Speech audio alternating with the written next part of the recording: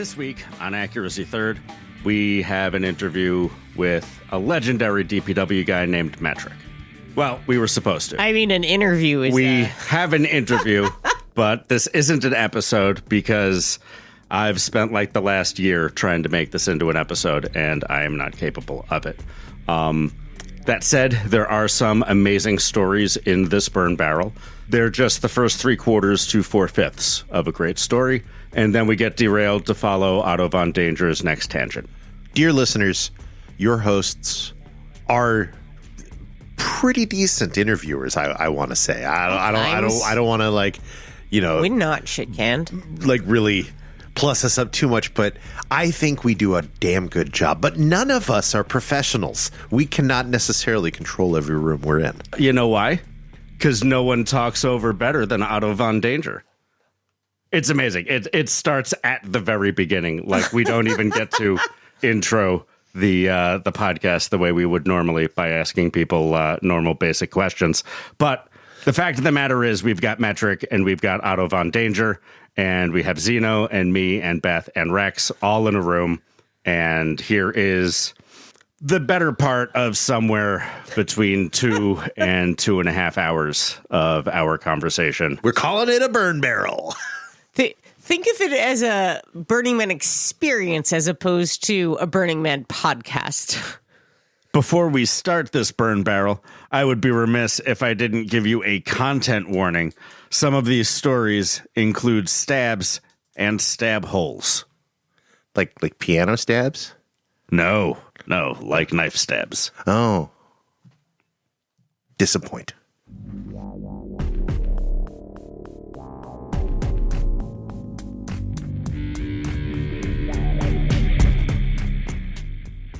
Yar. Good.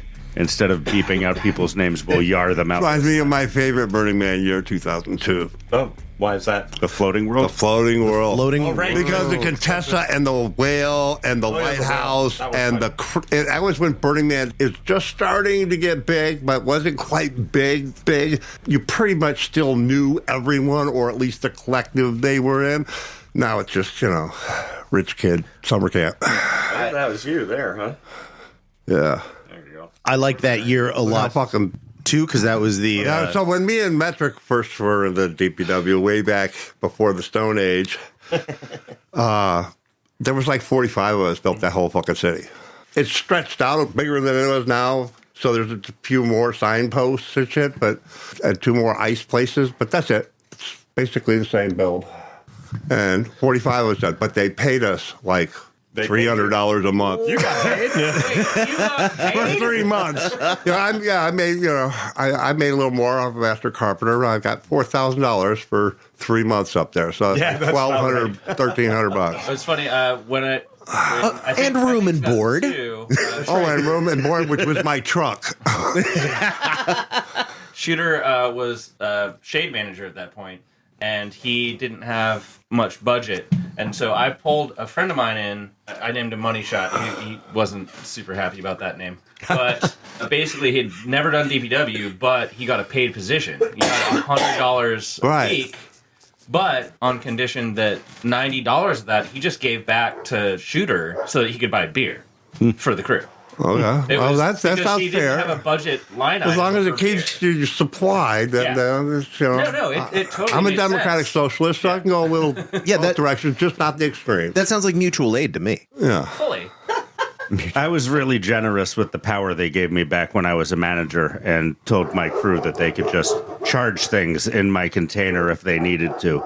But then they started abusing that and coming in at like 5:30 in the morning and plugging their phone in and shit, and you can't have that. And that's how I walked in on D-Day having sex with numerous people. See, that's why I just do it out in the open. You don't have to worry about it. Just do it out in the open. Oh, that's right. Now they ticket you for that, right? Only if they catch you. There's not... I almost got a ticket for getting a blowjob. And I think 2009. A ticket? That was the end of that era. That Pershing? And the cops knew me, and they're like, Otto, I could give you a ticket. I'm like, you're just jealous I'm getting a blowjob. Fuck you. Be that as it may, Otto. The 2003 DPW parade, and I had well, no, it must have been later than that. But I had BLM stickers on my dune buggy because I was doing Friends of Black Rock. And so I was doing the BLM interpretive camp, but right by Rangers at the very front there. And I was passing out. I was, Mr. Friends of Black Rock guy. But they did not like. And so, and the dune buggy was a Volkswagen. It had a big oil leak, something. And so, Sounds like a Volkswagen. You already said Volkswagen. they had So. a tow bar. Yeah, exactly. They had a tow bar on the front. So we were being towed behind Shooter's Samurai. And it was all bunch. So, so now it's just like a trailer. And so I was drinking a Half beer. a sidekick. And we pulled up to the man, and I get out, and I'm surveying the scene. It's DPW, everything's going off. And I look over, and there's BLM law enforcement scraping the BLM sticker off of my car. And I'm like, hey, what are you doing to my car? He says, this is your car? I'm like, yeah, it's my car. And he comes, he puts his hand on my chest, and he's like, well, then you're getting the ticket for impersonating a law enforcement I'm officer. sorry. And I was like, oh, this is going to be Well, fun. you see, the BLM did do a transition. They used to be park rangers that were interested in, the counts of the herds and how developments might interfere with the then they start bringing ecosystems in out there. drug cops. Dave, who still lives in town, right? Dave Cooper. Cooper used to even run the BLM. He's the one that set up the first contracts with Burning Man. Mm-hmm. So they were a bunch of hippie ranger types, Yeah, they had a little fucking green uniform, but, they were handing out guides, making sure you had enough water and knew where you were. They're counting frogs and Yeah. saving people whose cars Exactly. die. Exactly. Yep. And then in the 2003 era, 3 or 4, they started this transition, and they still had some park rangers at first, but then they put these rotating police. They rotated them so they wouldn't get friendly with anyone. Well, and then rotating police the types era that would come in and they're just about harassing people. Dan Love and the Choco Tacos and the flushing toilets and everything that they wanted out of their camp. And that's kind of when... And that same they're guy, Dan special. Love, is the guy who messed up the investigation of those... who's the rancher couple? The Bundys. The Bundys? Yeah. He messed The up... Clivens. Yeah, he messed up the Bundy thing, and that's how they got off. Oh, he didn't mess shit up. That's He exactly also, what he wanted to do. if I recall probably. correctly, got severely in trouble for his behavior in that position. Oh, yeah. Okay, so I'm going to need some more context. I was still in I was high about school to in say. 2002. Tell me more. are you? Yeah. Oh, you poor thing. You man, he's got only a couple years left. The year I moved to San Francisco, 1990, was the year Burning Man moved to Nevada. And I fell in with a bunch of artist-free type people in San Francisco. It still felt like as he used to be able to do. used to be able to do. Felt like you could know everybody back then. I never paid more than $425 a month rent the whole time I lived there in the 90s. Who do you Yeah. think you are? I know. No, I had the same experience. I stayed on the East Bay because, I'm a real artist. I lived in Alamo Square area. It's this Gen X privilege is what it is. And Larry Harvey was just the guy. He lived around the corner from me, and I used to see him. Hey, I am Gen X. And I knew a guy who was on Man Crew back in like '93, and you would bump into people, and and I knew the Cacophony people went and did these fun things. But I was a AV guy, so I always had work over the summer. I was like, I can't Right, just go run out. it's concert time. Until finally, '98 was the first year I went. And then I was like, oh, this is really cool. So in the 90s, AV was just like overhead projectors? Ass vagina. Well, it was everything from Shoreline Amphitheater and Warfield to setting up. Well, you could use projectors. Back in the hippie days, they had the projector with the oils. You use a clock Yes. face. The clock face, the same clock face you had in your elementary school. Yeah, those are killer for making globby coolness on the huge wall. Barco You don't need projectors. acid. You For- just You know. put some oil on some projectors. For our Gen Z listeners, this is like a screensaver, An analog. an analog screensaver. Between two panes of glass. Beth, AV systems have been able to blind and deafen people for decades. They just used to be bigger, Yes. draw more power. The wall of sound. Okay, so But yeah, no, audio visual is growing a lot bigger than that. right. And it's a paying gig, and you get to work for rock bands and shit. So, it's not a bad deal. can you tell the audience kind of your connection to stuff while we're talking to you? Oh yeah, well, so '99, I really wanted to volunteer. I went and volunteered for Radio Free Burning Man and helped them set up and tear down everything. But I was like, no, but I want to do something for the actual org. And so I started going to little meetings when they were on 3rd Street. And it was, Bill Carson milling around all the junk downstairs, and it was a very kind of loose outfit at the time. And I thought, oh, well, I'll be a greeter because they're the only people who responded to my... Yeah, be a greeter. That is a good first volunteer choice. That was my first volunteer. Well, the Rangers never got back to me. No one had ever heard of DPW. And so it only started in '97, right? Yeah, and the people make the city The themselves. DPW was trying to recruit me before they were a DPW. Yeah, right. Right? But so they're, do you want to come out early? We have these work weekends over Memorial Day and 4th of July. Well, we used And to that's also why do I sign went to the shop. ranch. We used to do sign shop at that 3rd Street place, too. Gianna and me. man. And what was his name? Honeyman. John Honeyman. That was his name, Honeyman. But so I went out there early and saw the work ranch, which was the whole beach club, and I was like, oh, this is better than Burning Man. It's like Burning Man before Burning Man, and so I realized there was all this stuff that needed doing out there, and like the generator had to have gas in it, and it needed constant kind of work to keep the place going. I just started falling in and doing that work. It was my first volunteer, so I ended up being in DPW. Well, I've greeted one person, David Best, in his rock. Oh, Pretty good one. That still qualifies greeter. One and done. Did you make him do a dust angel? Well, and even I didn't do any of that crap. And then I literally blew off all my greeter shifts and went and just did DPW, and I did survey with Coyote, and I did all the things you do and clean up. Except it was like 12 it was called cleanup crew. We had like a shovel and a pitchfork and there were 12 of us. DPW symbol for that crew. And we just stayed because we didn't want it to end. Yep. Pay was shit. Food was shit. We didn't have we got leftovers from some people, but not near like we do nowadays.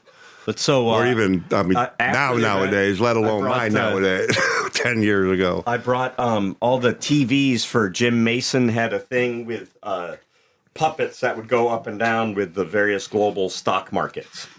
Jesus. Oh, that's great. And it was surrounded by TVs, all broken TVs, and they were all on the ranch. And I brought them in my international pickup truck to the very first decompression at the Cafe Kokomo block down there in San Francisco. I love that it was you great down called there. out that it was an international. Yeah, man. Only international people harvester. that have had internationals will understand. It's pretty fucking cool. Dude, it's really cool. Yeah.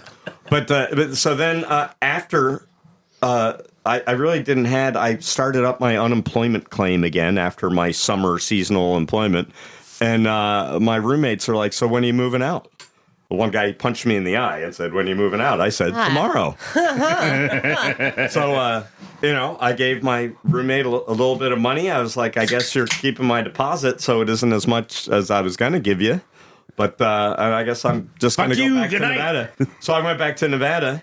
And Flynn Mouthy, DPW Director of Operations under Mr. Clean, Will Roger. And he was like, what are you doing here? We don't have a job for you.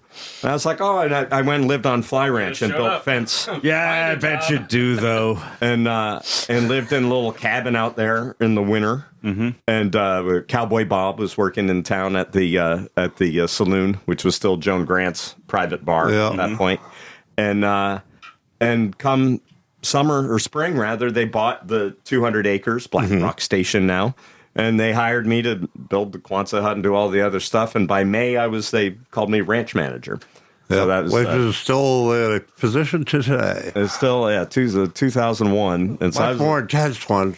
first person to have that Is title. it Chomo Ranch Manager now? No. It's Weld Boy. Well, What? boy. Yeah, Serious? yeah. I thought the same thing. I was like, what? Yeah, well, and he has a place in Gerlach, like 2 houses down from me. No, I've heard that he lives in Gerlach. I have some friends that stayed with him, and then he got tired of them and asked them to leave. Yeah. That's the best Get case out, you scenario. hippies! Like, dude, it's time to move on.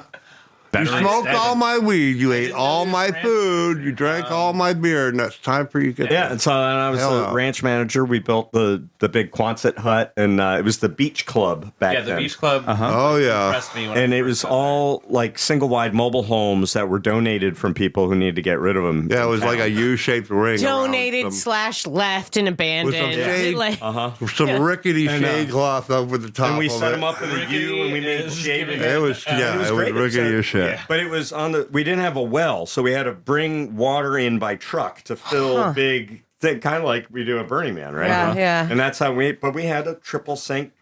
It was basically hoboing out this junk pile. It was a dry camp, but Serious. with water. And he set up this U-shaped deal where we could eat and congregate at. Well, and there and was- we all there just was a camped. washing machine. There was We, like we'd a- camp and, and, he, all the, and all the Metric, volunteers just camped, Metric- and I would show them where to go and camp Yeah, out on the ranch. Metric had little rows of just stuff to build art with. Wood It was- rows it by was any other incredible. name have And been so, as like, if sweet. you needed that weird piece of wood or metal or fiberglass or whatever, very he would organized. tell you what row, and you could go dig through the row and find what you need. Yeah, I remember Otto A row, lot of I art remember came out of metal that- those I rows. remember Wood row. There's a few wood rows. There but, was a refrigerator row. I only know there was. Woodrow. And then my favorite thing to do when at that old ranch was demolition derbies. Well, we had some wild ones.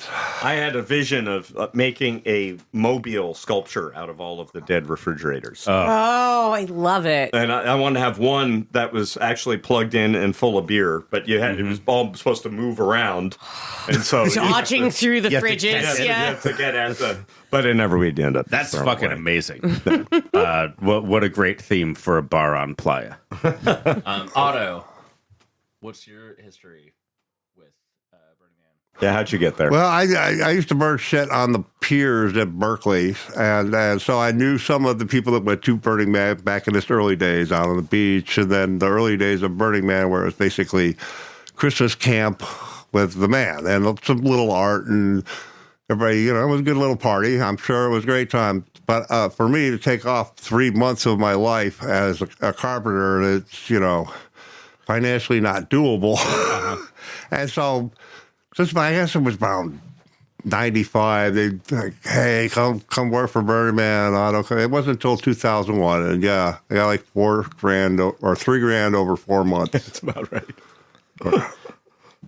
Clean up and all. like I stayed for the whole thing because I didn't $1,000 want it to end either. It was, it was awesome. Oh yeah, back then it was great. It just take a lot of About, hallucinogens. I don't think much has changed. Oh, in I that guess, regard. The hallucinogens have changed actually. There are different Yes. kinds. Now it's newer $1,600. hallucinogens. Now you have to have test strips. well, yeah, I met Metric my first time out to the, because we went right to the ranch because that's where we camped at. That's everything, yeah. Prefabbed whatever we could prefab and build our own art too. I mean, the Contessa was built out there. Which, It was built on the ranch? yes, I had no idea. yeah. You And the, haven't listened to Draka- that episode yet, Beth. And I was Draka gonna the say, Dragon. didn't we just have that guy? yes. Oh, I don't All listen right, to well, you. I have to spare you the details of everybody thought this group was going to fail, and they did not. They created a beautiful piece Yeah, that of was art. fantastic. That was great. But then they abandoned it there. So he insists that he did not build it on the ranch and that it was built in the Bay Area, and they just did some final touch-ups on the ranch. Yeah, I think that might be it. Oh, okay. If That's fine. It was stored out there, and they If would come that's and the do stuff on it. quotation mark story, well, then that's the story. Built, finished. Come on. Yeah, our entire podcast lies within quotation marks. It's fine. Yeah, I it's in remember the- it's they in the took it title. out of Black Rock City and hit a dune and like cracked an axle or something like that. And Steve 23 went out there. He's a man crew guy. And welded it all back up so that they could drive it back and so forth. But then their story is that, the crazy rancher just burned their shit down. No. He was after them for like 2 years to come and it was pick it up. sitting And they there. ignored him. That's And the so- story I heard. So he torched it. And unfortunately, it was a really nice International Scout parked right next to it. With also, Internationals. Back to Man. the international. Yeah, they're like My army dad is trucks an for the farm. international, like, that was believer. Michael. What's the name of that guy? Michael. Not Michael. The rancher. M squared? That Oh, and guy- he what, the did- guy to the north. Yeah, he bought all of Joan Grant's property, and he did the geothermal power plant garlic operation that used to be over. Now it's an Ormat geothermal power plant, but it used to be a 6-megawatt power plant that ran the whole dehydration. It was state of the art. He's very Mike Stewart. That's his name, Mike Stewart. Mm-hmm. But he's mostly out of the area now. I think they just grow alfalfa back there now. That's what it looks like. Yeah. Yeah. Garlic, they were spraying human feces on that stuff. Oh yeah, well, there was the yeah. urban legend I heard is that they hired some Mexican to walk behind with a shopping cart as a filter, so as all the poop would come out, it would catch the non-poop items in the shopping cart. That's why you have to Holy bleach Jesus. your vegetables before you cook them. Bleach them. Well, I used this is garlic. disintegrating ray and just put a fine disintegration around the whole thing. Okay, I'm going to need that web link before you go. You betcha, don't you know? So Otto, you started in what you said, 98? No, 2001. Jesus Christ, if you're going to run this interview, you have to pay attention. I'm not going to pay attention. He's too poor to pay attention. he's so broke. He can't pay attention. All right. Please try again. 2002. So, and then you were. But how'd you get into man base? that's what they hire me to do. Yeah. because the whole thing. I'm a struck guy, so I build. I can build anything with wood. that was the and that's first what they were year. doing. And they had some people that were journeyman carpenter level, but nobody that understood the engineering at that level. Well, it was a They Ray have, Boy Walter. there's no stamps on that plan. And so that's why they wanted me out there for a long time, is because I know how to build crazy shit. 01 was the first. It was the big A. Yeah, it's the And it was A-frame. built by Andy, Rave Boy Walter. Rave Boy And Walter was- at Camp Carp, he had these little NDY letters so that he could sit in a chair, and it spelled Andy. So that was his. So that was Andrew Sano. that was Andy Sano, the first man base and is probably the last one that wasn't on theme. Right. No, then it was anything to do team. It was but major upgrade. I loved the lighthouse. That was still one of my favorite builds. And we had one of the best DPW parties ever. We call it the Ape Aquariums because we hadn't. So the structure was round and built out of wood. Again, this is why Burning Man wanted. They were like, "How do you do that?" And I showed them. We layered the plywood and we built this awesome round framework up to the top, and it's like 32 feet to the top, and then the man's attached on the top. Mm-hmm. But we hadn't installed the stairs yet, and they wanted a party in there. So we went in there, and Mr. Clean goes, "Have at it." He's got coolers of beer and buckets of booze, and we start having a good throwdown Burning Man party. Of course, immediately everybody starts climbing up the structure from the inside. So there's people partying at various levels of this framework inside this party. And of course, eventually, it's like me and Russ. I think you might have been up on the top, Combustible Russ, and we got a bucket that we used to use to haul ammo for our nail guns up and down the structure. I love that you just called that ammo. I'm a Marine, sorry. I want to meet Combustible Russ. Combustible Russ is. So Combustible Russ. It's an So Combustible incredible Russ. name. This is one of the all-time Burning Man early DPW lines. Yells down, "It puts the beer in the bucket." I woke up one morning when I was living in San Francisco near the top of Potrero Hill, and at a very narrow hallway right outside of my bedroom door. And the actor who played Buffalo Bill was standing there looking at my art. And I said, Wow. "Oh, hello." And he said, "Is this yours? It's very good." I have to go to the bathroom. And I went to the bathroom, and then I ran upstairs. Don't and I found forget. out that my roommate's dad. Like, she was just like, "My dad's a character actor. You might have seen him in some things." He was is. in He's played a American cop in Son some and stuff. things. And I was Yeah. just like, "Why didn't you tell me?" He puts the lotion in It's the pretty. basket. It's pretty brave to take that role. I think. He's just an actor. Come on. Yeah. This is just an Yeah, actor. dude, that was like $3,000, $4,000 back then. That was all the money in the world. I remember it was either 2000 or 2001 when my 2000 my first year volunteering at DPW, and I would just pick up things to do. I wasn't on any particular crew. I just joined this crew, that crew. So I did a little bit of everything. And it was burn night. So it must have been 2001 because they had wooden stairs that were associated with the man base. And I said, what do you need me to do? And they're like, get a trailer and go get the stairs off of, because they're not going to be a part of the burn. They're going to go, and we're going to need those stairs to unload trailers for 30 years. Yeah, we're going to use them for something. Yeah. And so I get down there with the flatbed, and I pull in, and it's Rangers are trying to, make the whole area secure and everything. And they're like, what the hell are you doing here? I was like, I came here to get those stairs. And they're like, what? You're just by yourself. And I'm smiling because behind them people are walking up. And I'm like, okay, you guys, grab a corner. We're loading these stairs now. And that's how you did it back then. Is you made them do voluntold. Yeah, you voluntold. Hey, you four over there. Yeah, hiding behind that wood pile. Yeah, you. Come on over here. Guess what? You're a part of Load this. up the truck and they sit on top of it. Too, and they did the stuff. And then I went and dumped them back at the depot and went back and was in the center circle. I feel like we should do this more with the participants currently. Yeah. Is just start telling them to work and see if it happens. One of the most amazing things that happened to me when I first went was actually raising the man. They had ropes. Oh, yeah. And they had just participants just grab ropes and pull. They had and little you booties. Raised the man. Yep. They had special metal booties that would tow the man, so that they... We had different metal booties. They could attach them to the top of the man bases. Yeah. So that's another thing. I also worked on the man crew for that's what I ended up doing man crew after. So I was ranch manager till 04. And then side shop and I got to do something. My first 4 years, I pretty much got my hands into everything building to try to get them to do building.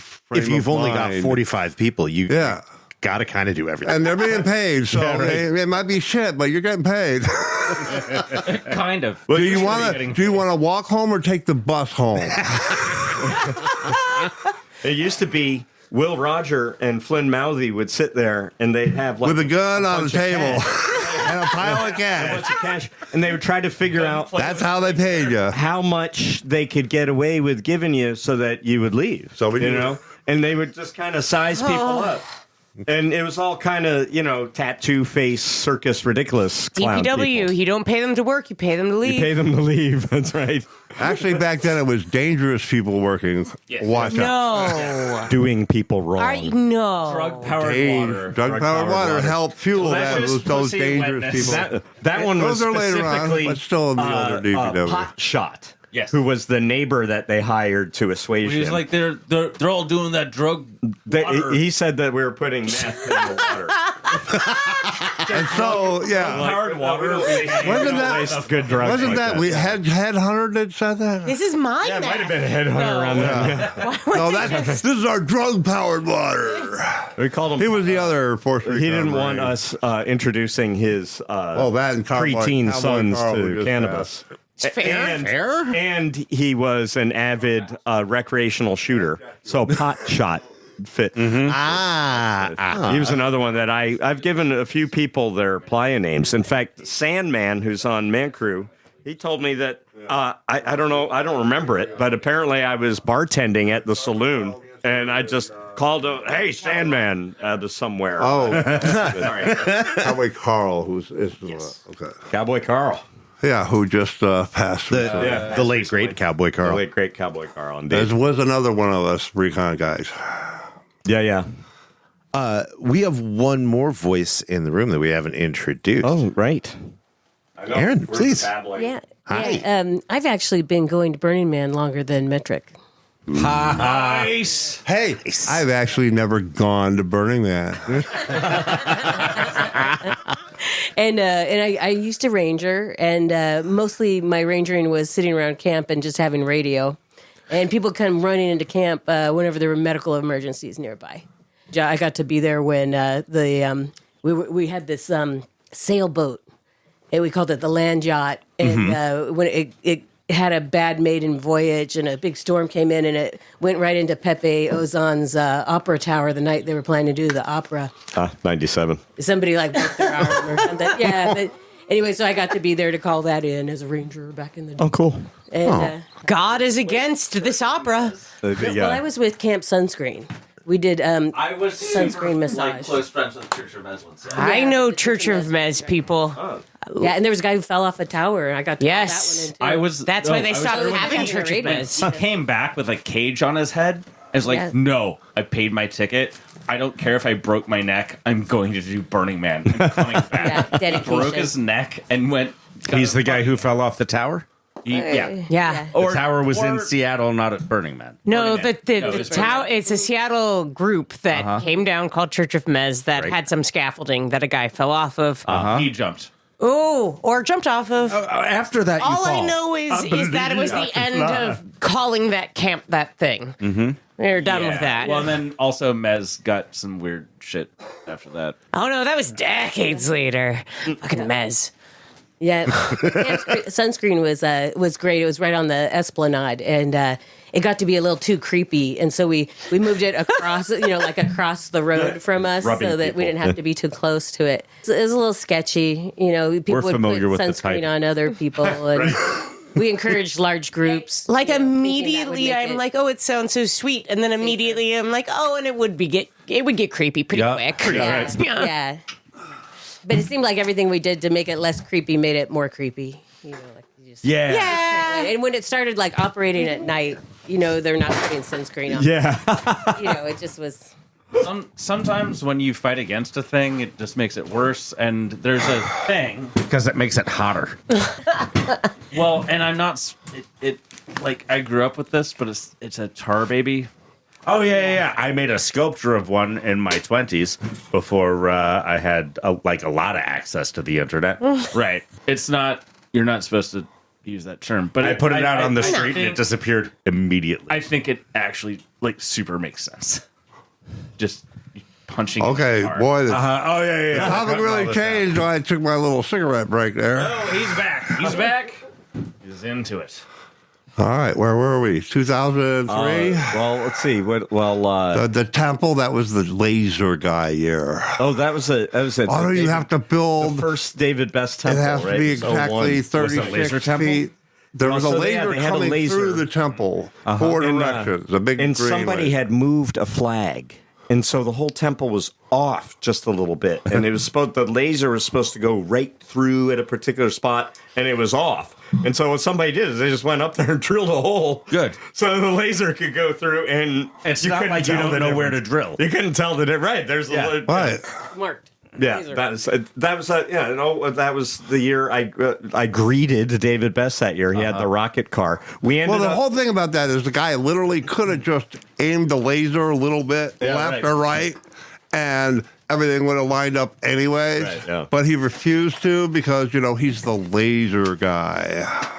Remember that? Have you ever working at any of these events? Or This was like back in the day and age when lasers were still kind of cool, Yeah. as opposed to just like cat toys. Yeah, was, because they were right. incandescent bulbs. it was a Dimension 7 was the name of the group. They would do laser effects at rave shows. yeah, these were pretty intense. These were A guy- lasers you could see A from guy miles named away. Matt Sparky. I've been to And- a couple laser light shows. And I bump into him from time to time, and at Burning Hey, Man. Floyd. And he calls me instead of metric, Wentworth, because apparently their Wentworth tools is a different measuring system.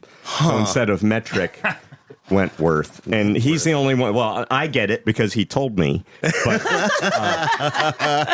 But, When it's got to be. yeah, and I mean, this is a guy that I knew from before. So metric was my nickname in high school.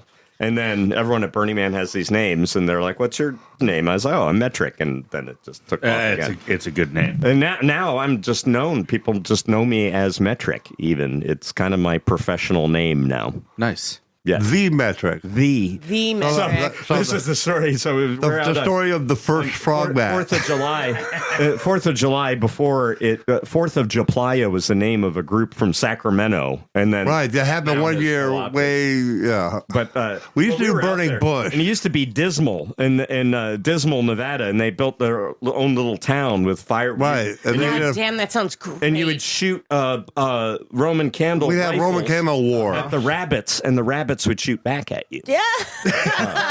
And this was kind of stuff. It was kind of dispersed camping and all these cool fire art things. And I was talking to some guy and for chatting, and he says, "Hey, my name's Doug," and I say, "Well, I'm Metric," and he's like, "No." you're not the metric. And I'm like, oh, well, okay.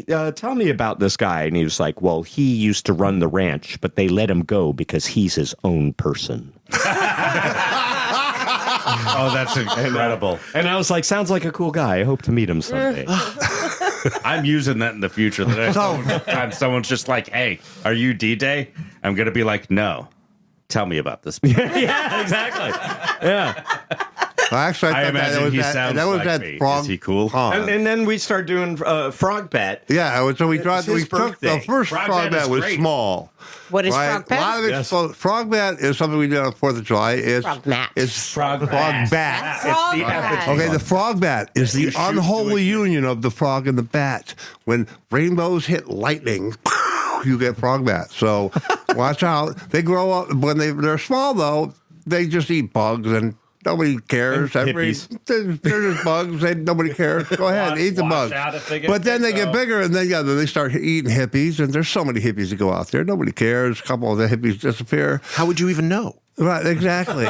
It's a little less sticky. It keeps the patchouli level It down. keeps the patchouli level down. Yeah. So, but then they eventually get so big that they start going after the locals or the DPW, and that's when you got to get a posse together and put them down. Right. And so, We were showing off the first frog bat. Oh yes, it was the first frog bat. We had it. I had it in the back of the truck, and it was actually. It was like made from an engine pallet was the core of the thing, and so it's essentially just like a couple of like shapes. That's one is the body, a smaller one is the head with a mouth and a tongue, and then bat wings. And so it's green. That's the frog. We got little Wings. flippers for feet. But and of course you stuff it full of tannerite and propane canisters. It's stuff we can't mention on your show. And you shoot it. You shoot it, and it blows up and catches Well, we all fire. shoot. Well, anyways, I put too much of that stuff because I thought it was just going to be like me and Metric and a handful of people. It but came to be actually, about 100 to shoot. But yeah, and about 20 shooting, and it just exploded. Literally. In 10 seconds. It boom. But I had done a berm shot because being a Marine, I know how to keep people safe even when they're in the danger zone. And so nobody got hurt. But yeah, there was a lot of shrapnel in that berm. And he would do a whole thing. He would hold up his K-bar. Yeah. See this? This is the most dangerous weapon here. Because if you don't follow my rules, I will stab you in the neck. And this was the thing. This was Otto's shtick. And he would give a whole safety talk. Stage. It was so that they take their rifles seriously and their guns seriously.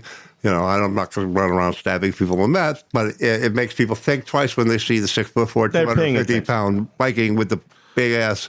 It was kind Kill of you important dead knife, because you're out there in the desert. You're not wakes you anywhere up. near a hospital, and everybody is shooting guns at a thing that's going to explode. And so people need to have some modicum of all the factors involved in this are danger. yeah. I mean, I've got when I do fire, I have a fire crew. I got fire extinguishers, shovels, and shit.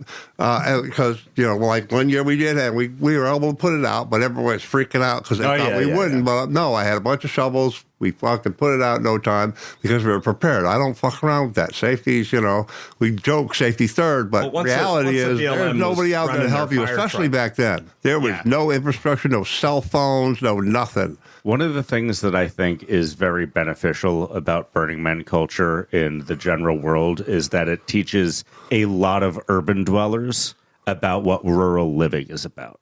Well, I guess a taste of it. Sure. Yeah, like I had friends from the Bay Area who were just like, you don't understand. You're going to go out there and you're going to think it's just a party, but you could die. And I was like, I'm from on a mountain in Pennsylvania. I think I'll do fine. Yeah. Which mountain in Pennsylvania? Stroudsburg?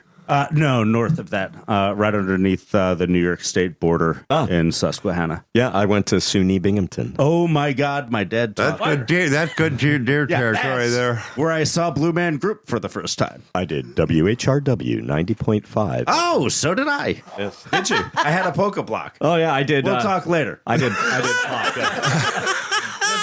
So you all must know Bobzilla then. Yes, I do know Bobzilla. Nice. Yeah, the llama, right? It was all about the There's llama. a podcast I listen to every once in a while. They get an expert on in media from SUNY Binghamton, and I'm just like, Jesus Christ, I cannot Binghamton take was what you're the saying seriously. minority leader, the Democrat.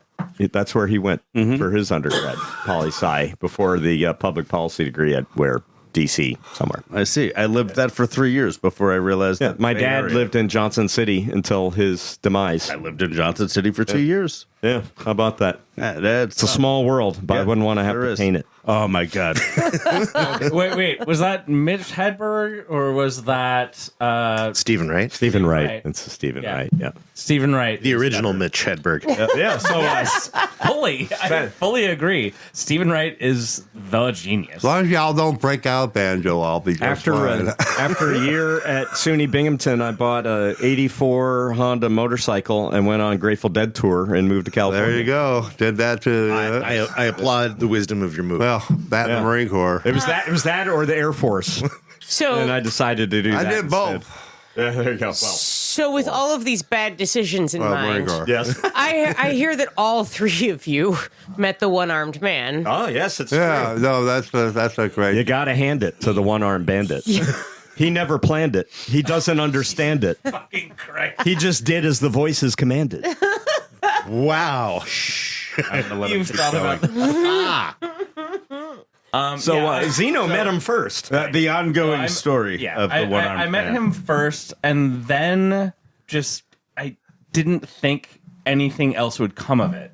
I was like, this guy just fucked up our shit. Whatever. Like, let's get a cop. Like, we'll rebuild the fence. Whatever. Yeah, tell- And I went well, to tell the story. Metric, and it was like, hey, someone just fucked up our shit at Frog Pond. We had a lease there, so we were using it, a frog pond for water, for dust abatement, instead of Fly Ranch, which is a pain in the ass because the trucks have to go over the railroad tracks. Super. But that's how we did it then. I had a lease there, and Earth Guardians did some stabilization and yada, yada, yada. We would hang out there, and you guys had just finished doing some project. It was me, Monkey Boy. Yeah, and, Monkey Boy. Stevie.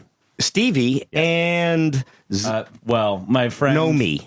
Well, my friend Money Shot. Money who I Shot, actually grew okay. up with in Humboldt, but no one That's fine. cares about him. It's fine. But so they come to me on the ranch and they say they're all sitting there soaking in Frog Pond, which was still kind of nice back then. And up come these guys, and you had to walk in back then. So there was no driving. You had to walk in, and the gate was locked. And they came walking up, and it was the guy with one arm. He was missing his right arm. And a tall guy, like 6'1", and who was a bit older, white hair. And he was throwing his knife over into the ground over and over again. as they were Mumbly talking. peg. And and this is a story that I'm just recounting the story as you told to me. I told you. He kept missing The ground? The knife didn't. Yeah.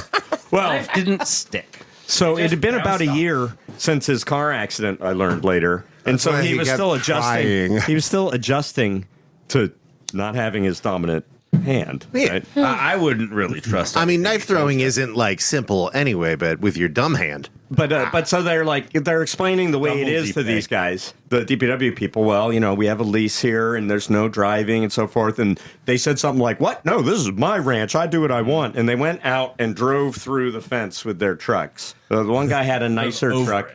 And the other guy had like an older van, and they were kind of traveling together. Is all that was. But they were acting really weird, and they did this trespassy thing, which was really And then rude. wrecked the They were fence. tweakers. And so they came and they said to me, You don't say. and Oh, they were some of those people that ruined Burning Man the first time. Yahoos. yes, that's right. Yeah, they Oh, they had no interest in being at Burning They Man. didn't know anything They about didn't know Burning what Man. Burning Man was. They were not. They were tweakers on their spirit voyage in the desert. But so they had Spirit tweakers. They had met. There you go. I mean, this is a bit more backstory we didn't learn until later, but they had met in their travels together and had concocted some plan to go to Humboldt and buy a bunch of pot. Humboldt. The guy, the taller white-haired guy, 6'1" guy, was from, he's from around where F-Stick is from, as it turned out. So Sonoma. So he was from Northern California, and they had some plot together to go and do this thing. No, I know But, that they were like gonna get some meth from somewhere. Oh, and really? Okay, yeah, redistribute- So they were gonna Also do- from Humboldt. so, Like I said, a tweaker spirit voyage. but they were alarmed. Eureka enough- is full of meth. They were alarmed enough by this behavior that they said I should really call the cop. Well, the caretaker of Sea Punch, is also a deputy sheriff in Pershing, and I had his number. I called him up, and he said, "Well, did they seem well provisioned? Like, were they going to be camping there? And I said, nah, it sounded more like they're on their way through. And he's like, well, that stuff happens all the time, and there isn't really any reason to go out there on behalf of that. And that was that. So it comes the next morning, and back then, because we would have locals and different people running around on the ranch and trying to steal shit, so we implemented a gate office. And we had a little building there, and we would park Pepe Nickelfinger and different people out there to just write down who came in when and who left when. And it was just a way to have some presence at the front gate on the ranch. So we hear, I don't know if we heard about it on the radio, because what happens the next day, the guy goes in, the one-armed guy, the other guy isn't around, and he goes in and he applies for a volunteer position. They give him a roundup form, and it was Ginger Petunia and Playground at the Gerlach office, and they gave him a volunteer form, and they sent him out to the ranch to me. Well, okay. That's news to me. And Pepe Nickelfinger's out at the gate and sees the guy, and it's like, hey, this is this guy that everybody was talking about. How weird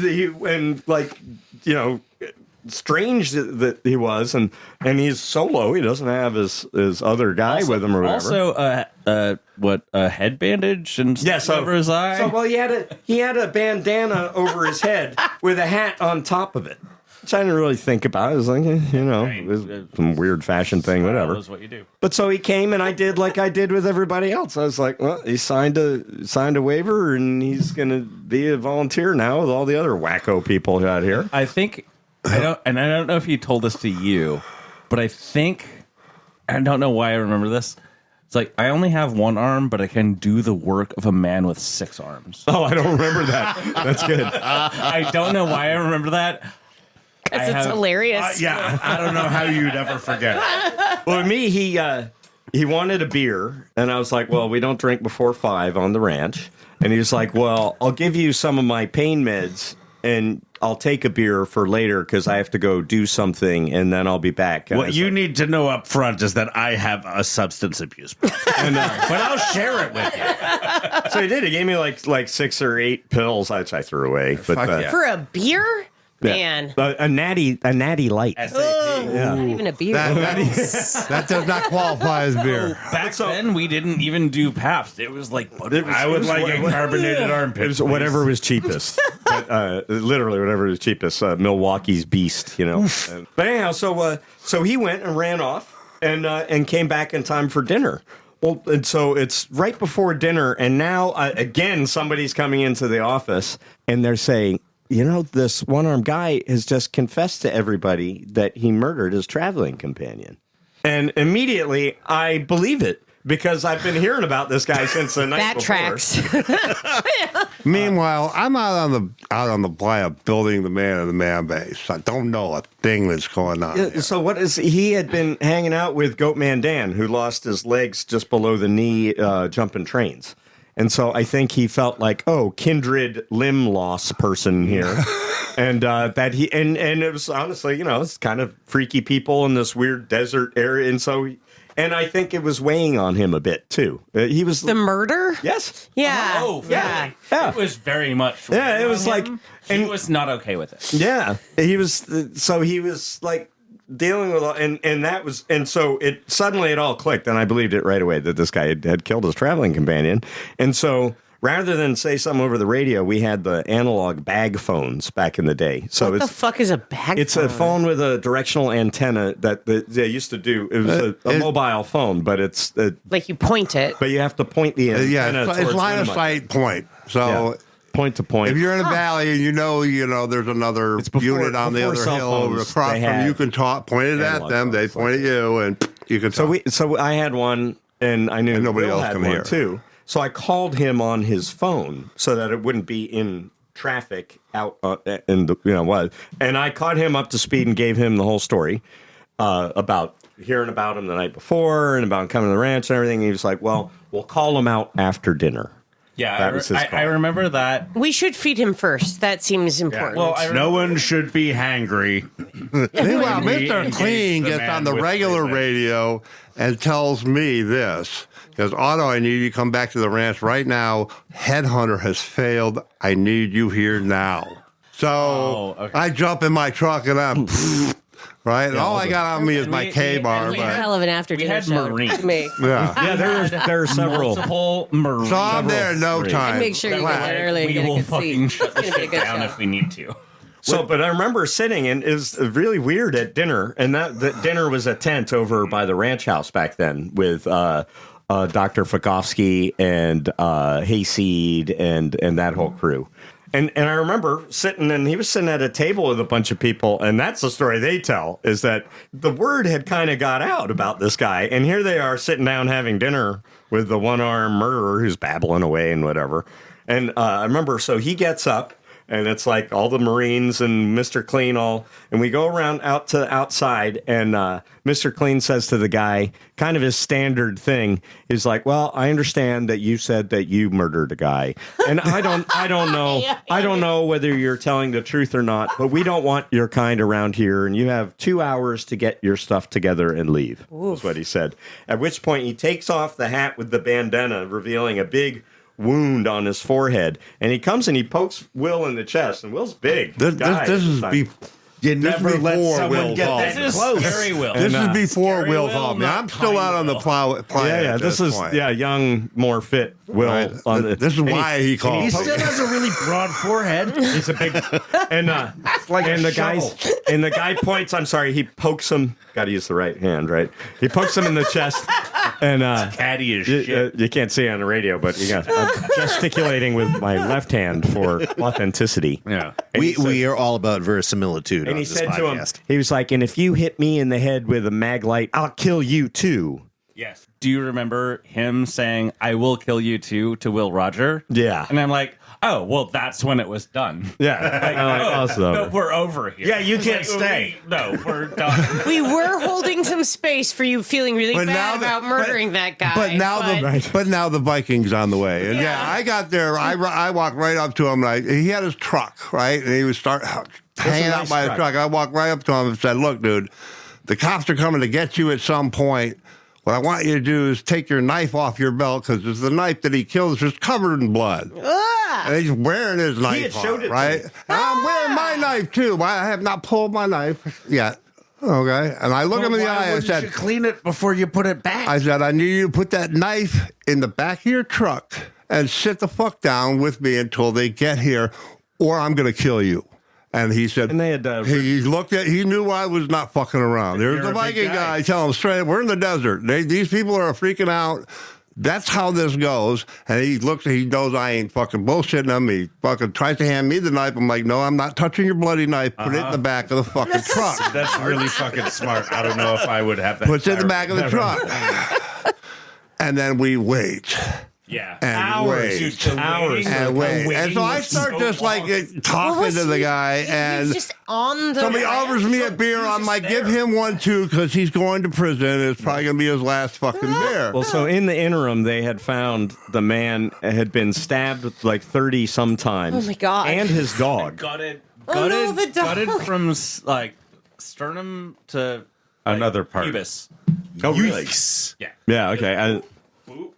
Yeah. So Just gonna put a now note this is a in guy there. with one arm Content warning. and Content a warning. much bigger. This guy was big. The guy that was murdered. Oh, was, dude, the guy was fucking huge. was big guy. And this guy Hey, went. he's about 200. Tiny and had one arm. 6 foot. The- I mean, I don't know. I never saw him. I'm a lot bigger than he was.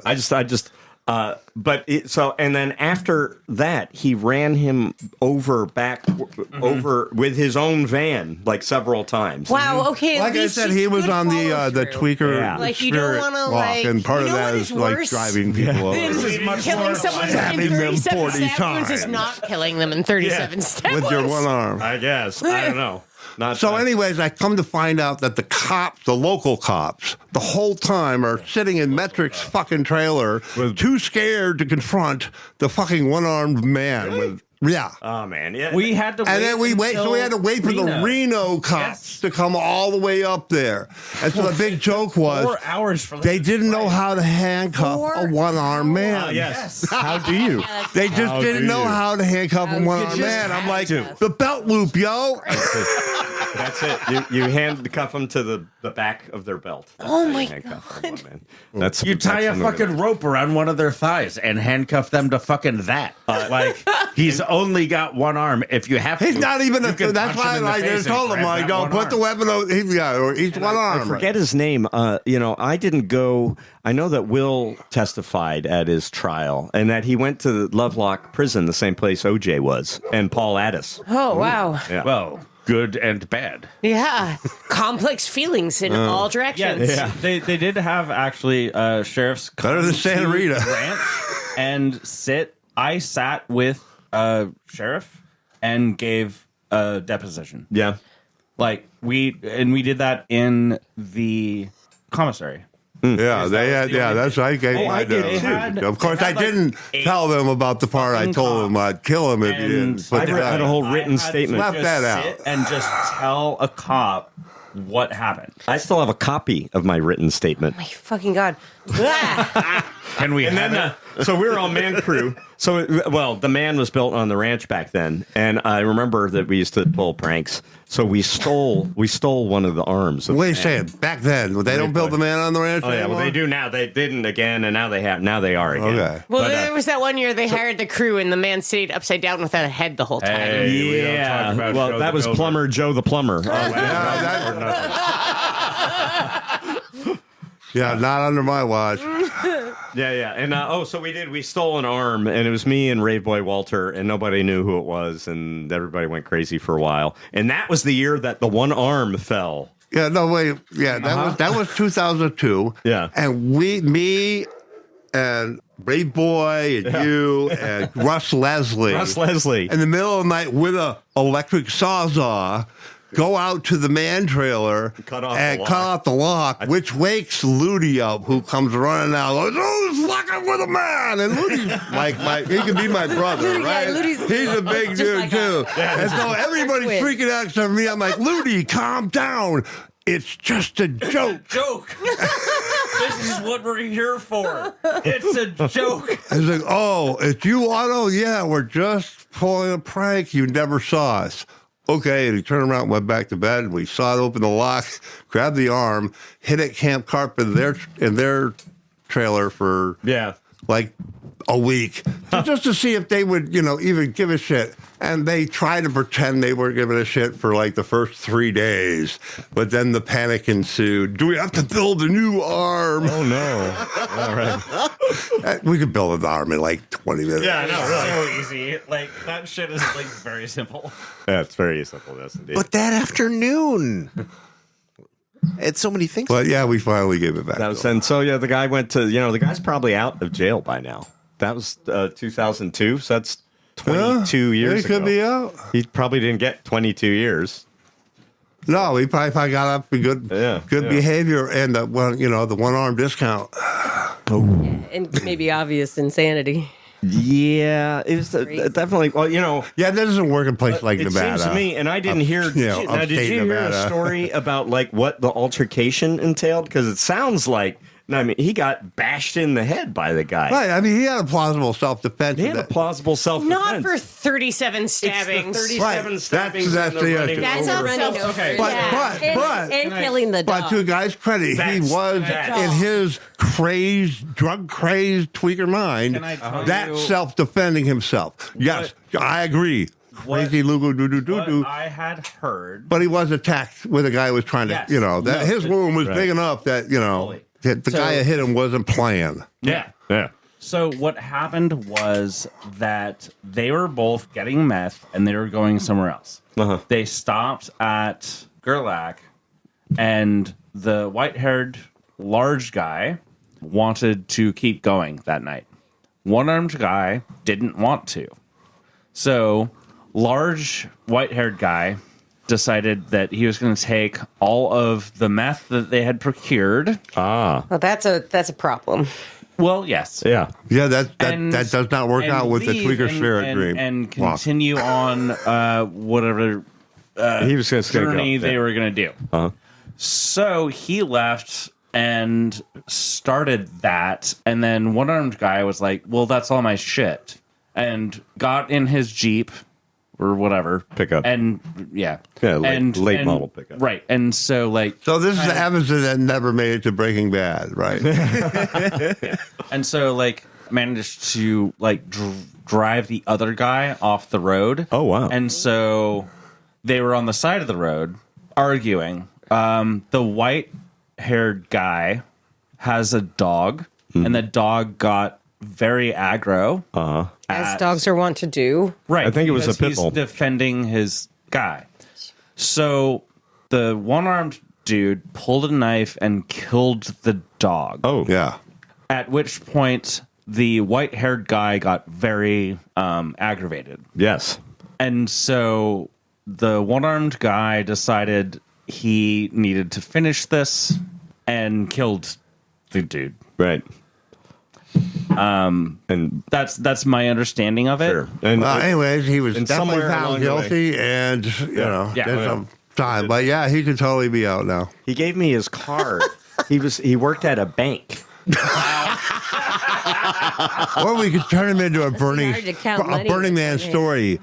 No, It's he was never like 5 in the morning, had- and the sun is just he was coming like a up. bank officer. You could or see the something. one-armed man He was creeping between the tents, following so you. it was actually like really uncomfortable because the next day, like word had spread that there was a one-armed guy that was awkward. Yes. And so a bunch of DPW were just pulling their arms into their shirts and just like playing around. And I'm like, no, a dude died.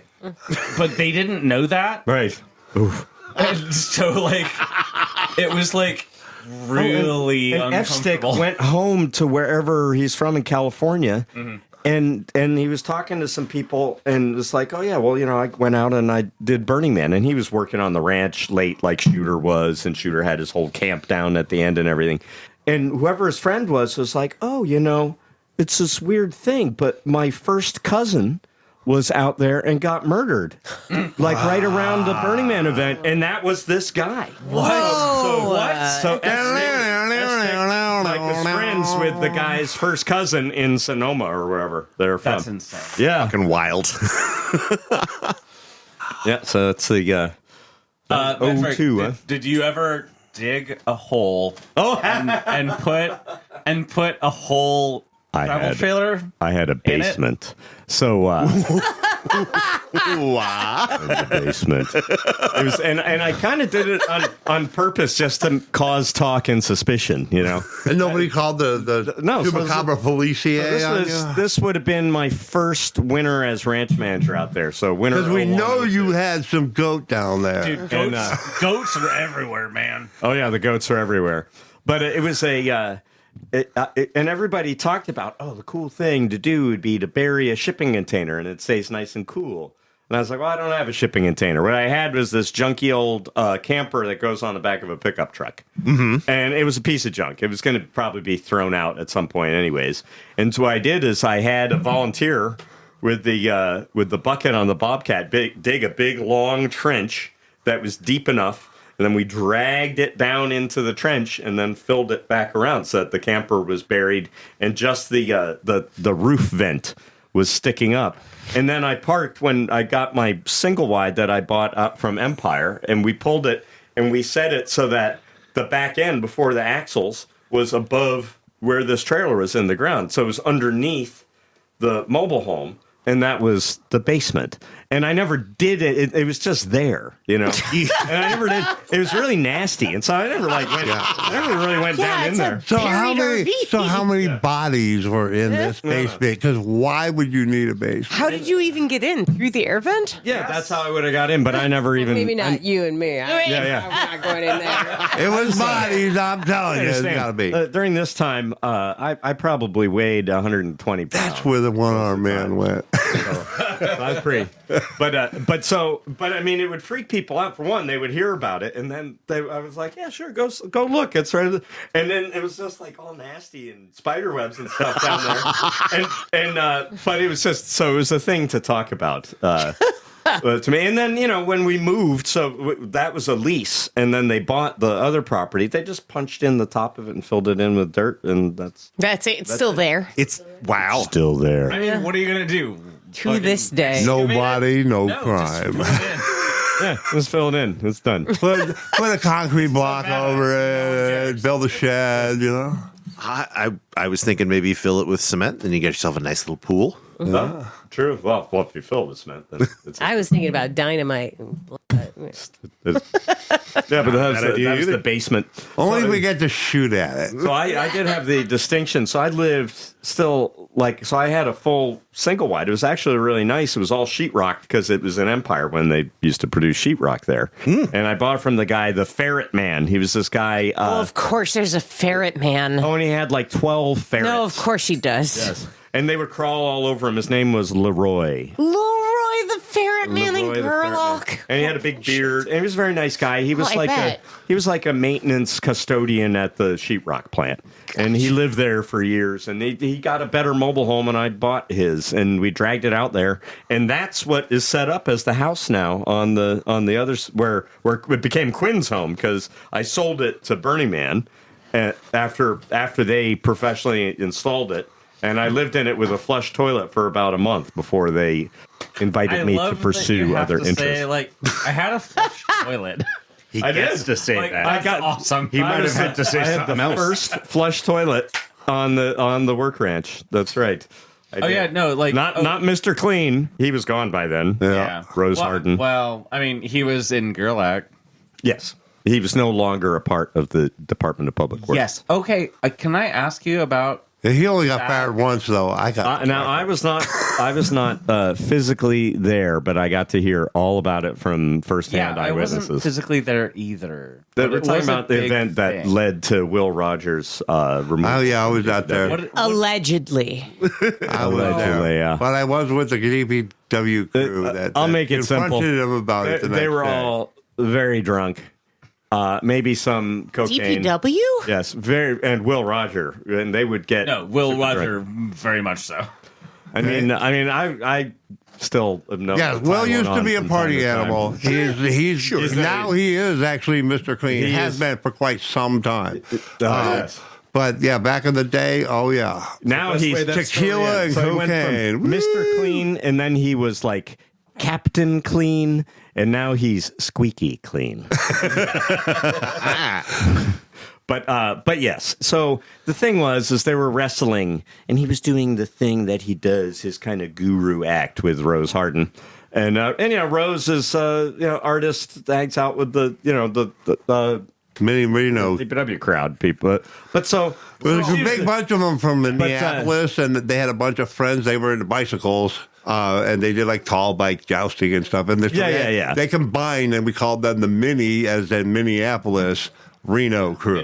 But so it became wrestling, and somehow they were wrestling drunk, and she Sounds safer than bicycle and jousting. tripped on the burn barrel, and the burn barrel went over, and she went over, and she got burned on her face and on her arm. See what you said before? That's irony, Beth. Oh no. But the problem was that Will Roger was not taking it well in his drunken state, and he basically locked himself in his mobile home and turned off all the lights and said some rude things, and it was kind of the last straw, because there were a lot of times where Will had acted out in inappropriate ways. What rude things? Yeah, this was the straw that broke the camel's back with the org, I think.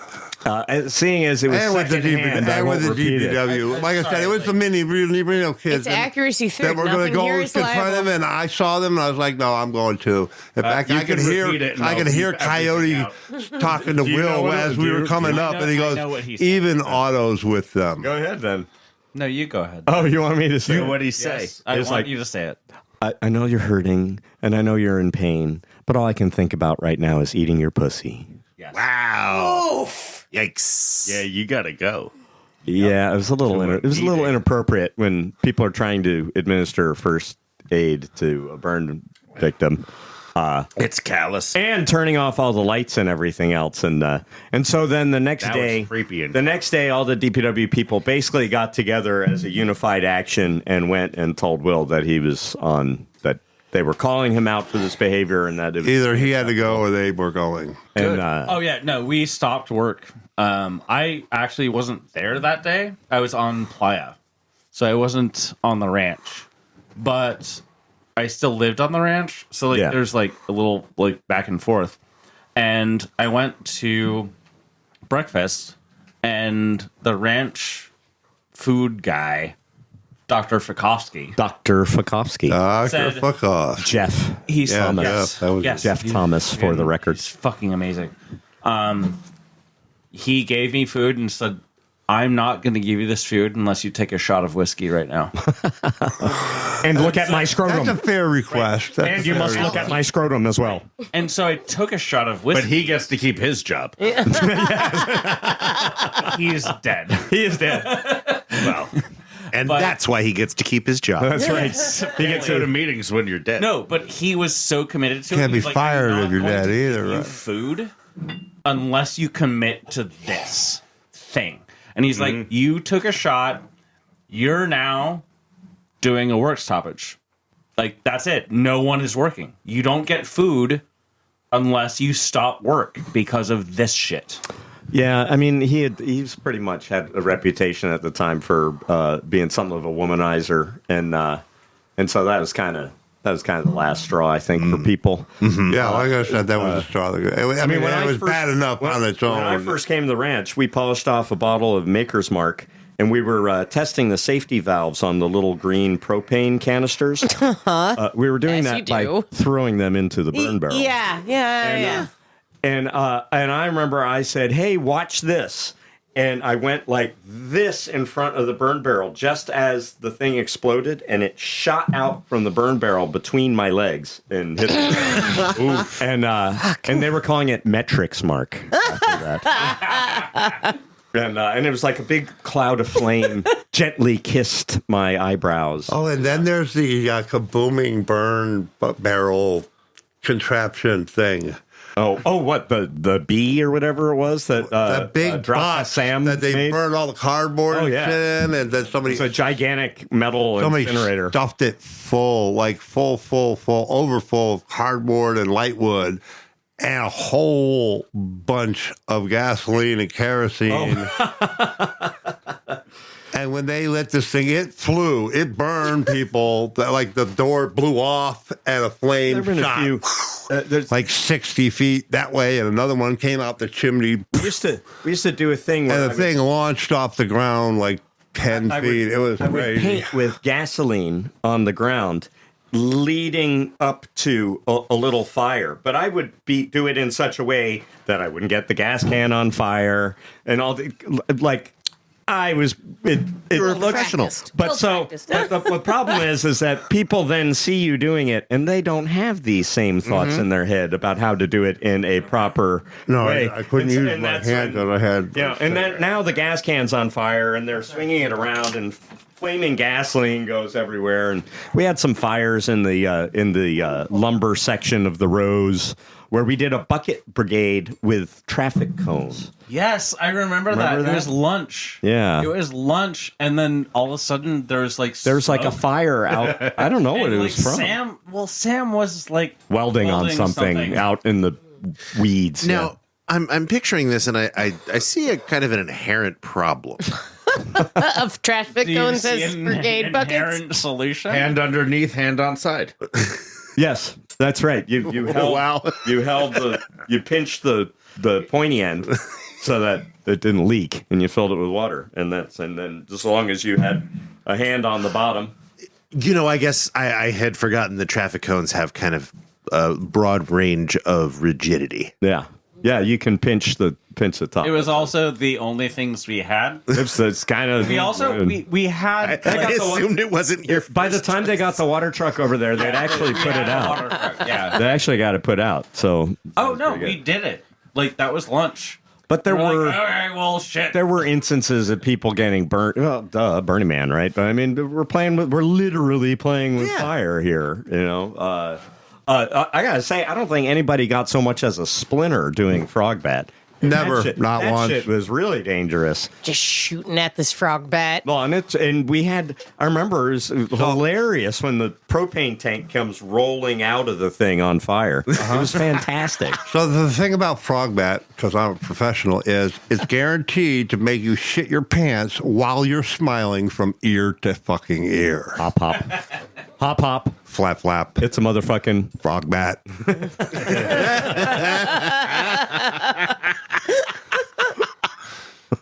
Yes, we created our own cult. We had to make fun of cults. The cult of the frog bat. They had, and there was one in Burnwall Street. Yeah. The biggest, yeah. the Mega Mama frog bat. It's almost as big as the one that lives in the White House. Anyways, it was up on top of my New York Stock Exchange. I replaced the roof with this double-sized frog bat. So technically it was only 1 inch shorter than the man. It was like 42 feet long. What year was it? And 18 Oh, Burnwall Street was 2012. Burnwall Street was 2012. It was my last year. It was glorious, like building. Yeah, it was big. Yeah, well, That was America my last hoo-yah. But anyways, yeah, that frog bat was the mother of all frog bats. I knew I had seen a frog bat.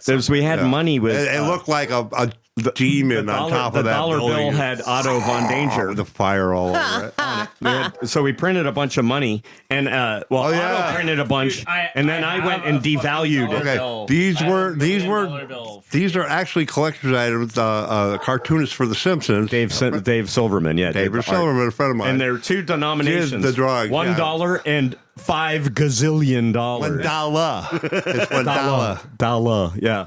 And so we made a bunch of, and you had a whole briefcase. Yeah, and cash. they looked good enough that we were using it at bars, and then we'd tell them we were joking and give them the money back. But then they'd say, "No, we want these." Yeah, right. Yeah. You can also have that. You can keep the drinks. Yeah. We'll take it. So they are as better than we money. were the industrialists. So I went and got we had the 5 gazillion, which was Fatty McPork. Fuck you. Suit jackets, and so that I could dress, and we would walk around, and I had the money. And I remember I got mugged in Tecate Square because instead of Zuccotti Square, it was Tecate Square. And pretty good. And I just took all the money and Thank you. threw it in the air. And then they stopped mugging me because it wasn't fun anymore, and the money was all over the place. And that's fine. And people picked it up. It was money. Surrounded it was money. by so the buildings were Bank of Un-America, Chaos Manhattan, Goldman Sachs, and Merrill Lynch. Merrill Lynched. That's right. Yeah, representing well-rounded American values. Yes. And it was great. It got a lot of great press. Yeah, I got interviewed on Fox Radio News, which is even more cockamamie right wing than regular. Did you have the audio? Right? Oh, it's gotta I'm be out sure there it's somewhere. online, but I was also interviewed by NPR on the same day. And I went to Fox first. They're like, "You're just this hippie that's protesting against America. It's Bank of America, right?" And I'm like, "Actually, I'm a U.S. Marine. I served honorably, and blah, blah, blah, blah." Right. And this is about you all, because those banks are stealing your houses that you fought for and that I fought for to protect you and your fucking house, and they just stole that shit. And you're not angry? And they're like, Yeah, right. "Yeah, we are." Yeah, but the point isn't that we are. The point is that bankers need more laws against you so they can do what they want. That's right, yeah. Well, but we burned. Well, so anyways, this interview that the Fox was attacking Those me damn ends up bankers. being a positive interview, look, and they're all on my side by it. And then I go to the NPR, and they're like, "You're this gun-tooting Marine, aren't you?" I go, "Actually, Yes, but that's beside the point. I'm 10% hippie on my on-side, and I work for Burning Man." Didn't you get fired from? 10% hippie on my So side. didn't you get fired from DPW for pushing a cold piece of chicken against somebody's skin? I did not even do that. Okay, that's what I heard. informed them the chicken was cold, and I threw it in the garbage. Oh, and that's it. They you went got out of fired for Story. wasting food? What's the story? They were looking for a reason to fire me. This, I think, They was were the looking third for or fourth time they fired me. I've been fired the most. I've got the record for Burning Man. They didn't understand the stabbing in the neck humor. Right. They were just looking for a reason to get rid of me because I had finished. It was the kind key word here. gentler. I had finished what I had needed to do for them. I was still working on a pre-art piece called Crude Awakening, and they didn't like that artist either, and they knew I was working on it, so how could they fuck him over? Get me off the playa for a week. So you can't finish on time. Well, that was what I got. So I wasn't in. So they DPW fired me. anymore. They came out and they told me at the end, right? I'm like, I did not do that. You know that. I've got witnesses. You don't. And they're like, we're firing you because you're bad attitude. Just get off the playa. Oh yeah, that was. I remember. I had just finished doing something. Oh, I know. And then the man burned down, and they're begging me to come back. I brought I had brought the porta potty back from Will's. Will does Perseids meteor shower party with, and he does the margaritas that he learned to make from Jalisco Joe in Gerlach, who used to make. It somehow makes tequila taste like lime juice. It was very, very talented man. But so there'd be a porta potty trailer out there for that, and I did Friends of BlackRock, and of course still was doing the BLM camp and new DPW stuff. And so he was like, "Would you bring it back to DPW Depot?" So I bring it back there, and I was like, "Well, I could do one better than that." So I brought it to Johnny on the Spot and had them pump it first. So I wasn't leaving a shitty trailer up at DPW. And then when I dropped it off, I went and I asked Matt Morgan, Hazmat, could I follow through? I think they need a porta potty out at Dan Das Man. And we have this trailer. I could bring it out there. He's like, oh, yeah, that'd be great. So I do that, and I go, and everyone's like, oh, thank God you brought a porta potty. And so next thing that happens, Jim Mason's crane falls over and crushes the porta potty. Actually, that was...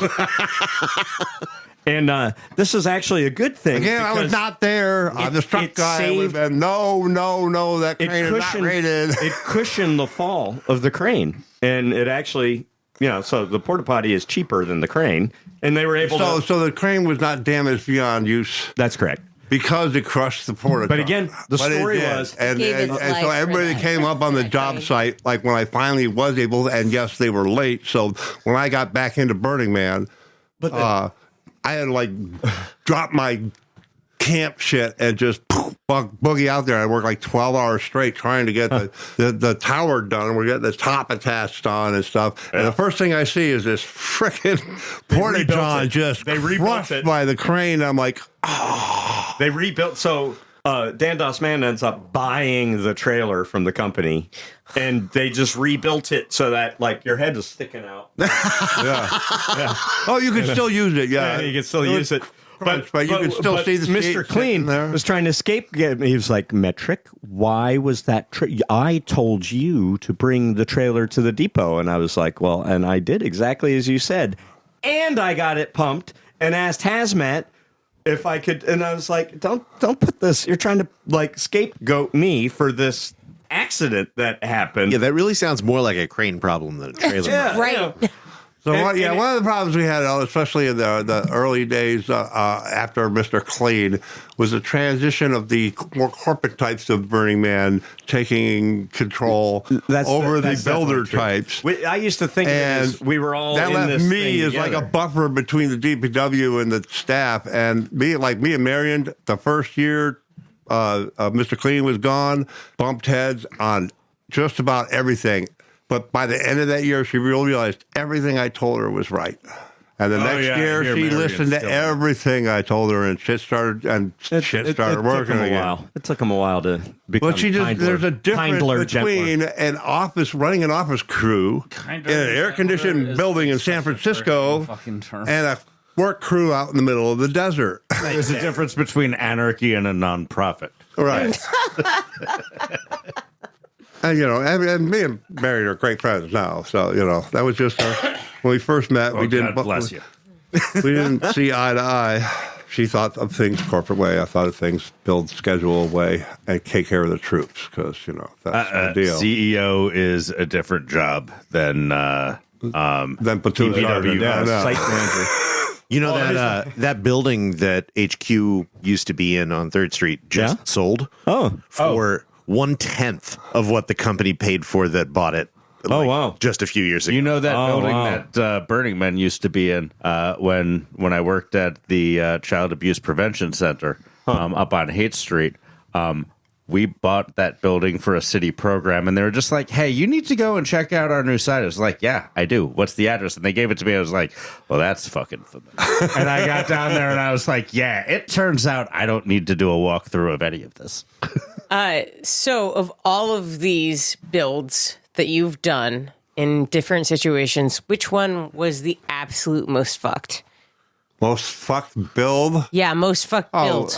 Burn Wall Street because of the sabotage I had to deal with. Sabotage? Yeah.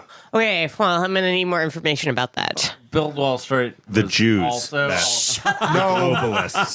The banker class. Globalist Zionist conspiracy, the lizard people. No, I've been just telling you about them the whole time. just the org. So I started getting all this press, like I was just telling you about NPR and Fox on the same day. So I'm in like the Wall Street Journal and Business Insider, shit that Burning Man never gets. So I'm really opening up Burning Man to a whole set of other people. But at the same time, the article is crazy Otto Von Danger from Oakland wants to burn down Wall Street. Is this even legal? But I'm all over I'm getting all this press, and that's when they started turning on me, because even though it's all positive, Burning Man stress, it's not a press, it's not about them, it's about me. And so by the time I got there, they were trying to push that. I had 17 days to build 5 times bigger than they were building, and they had 2 months. Okay? My project, Pretty the embarrassing. DPW kids could help any project they wanted to on the playa, but if they worked on mine, they would be fired and escorted off the playa. That's the kind of shit I was running into. I was supposed to have 2 cranes a day. I got 1 for half a day, every other day. That's that's why I had to scale it down. But I had B and C plans, and I got it up to the B. It was still looked like the picture that I presented. It wasn't as high as I wanted it to be, but it was still, yep, that's what he said he was going to build. Most people have no idea that any of this ever goes on. Yeah, I literally had one of my crew members tell me they were having a meeting on how they were going to sabotage and this is Joe the plumber here. Yeah, Joe the plumber. Right? This guy doesn't. Basically, that's the biggest catastrophe. We don't call that guy a douchebag on this podcast. That's the biggest catastrophe. Isn't that just it comes with the everything he did? I right? literally have never spoken to anyone who has had something good to say about Joe the plumber. Yeah, anyways, he was conducting a meeting. I sat there and listened to it for like 5 minutes outside this trailer about how, and we'll make sure that he has to order new rigging. And they're talking about how to prevent my art project from being done on time. Yeah, I remember I had. And they've only given me 17 days as it is, and it's getting done, and they're fretting now, right? And so I wait about 5 minutes, so I want to make sure I'm not mistaken here, and then I burst in there like, you know what's going to happen? Because of all the press I brought here, is if I fail, it's going to look like disabled Marine tried, but the org and the man put him down.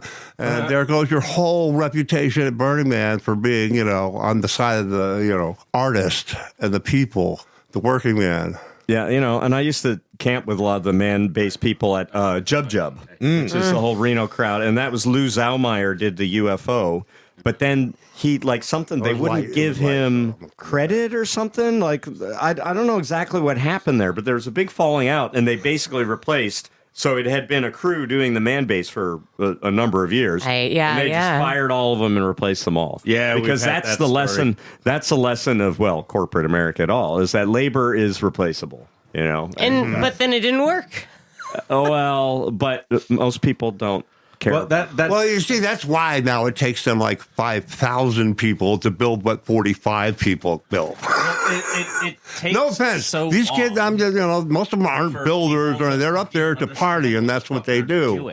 But it used to feel more like the people who did They couldn't go to Burning Man the other way. They're poor. It was Burning kind of Man's part of their identity not a and poor man's sport anymore. Tradition around it. Even man crew is still a little bit like that. Some of the same people come and do it over and over, and it's like a joy to do this project. But there's less and less of that, at least in my view.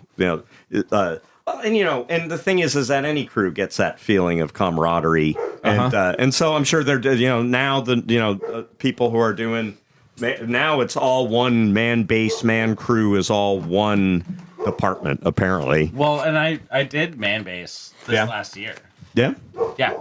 I came back and I was like, hey, like, I really want to touch base with people. And so they put you on the base. I see. You want to touch base. Man base asked me to be there. Man base. Like, Goat actually asked But did me they to be ask there. you back this year? I don't care, and I don't. It's not gonna happen. It's not. But like, I don't know. Like, I love them in a certain way, but Jesus fucking Christ. But, I think also that like for some people with their role, I mean, they get really kind of out of their minds, and that's it's a thing that happens a lot with DPW is that we've had several suicides, right? This is kind of like post-event crash that happens. You're the most important thing. The DPW parade, you'd go steal beers from people, and it's like we built this city, and this is kind of this rush of like you're the top of the world, and then they give you a few $100 and you're cast loose, and you have to go back to the regular world with litter and jobs and things like this, and it's hard to adjust, especially the people who have been out there for several months, and then the sort of people who are willing to do the job essentially for just beer and pocket change are already perhaps emotionally unstable.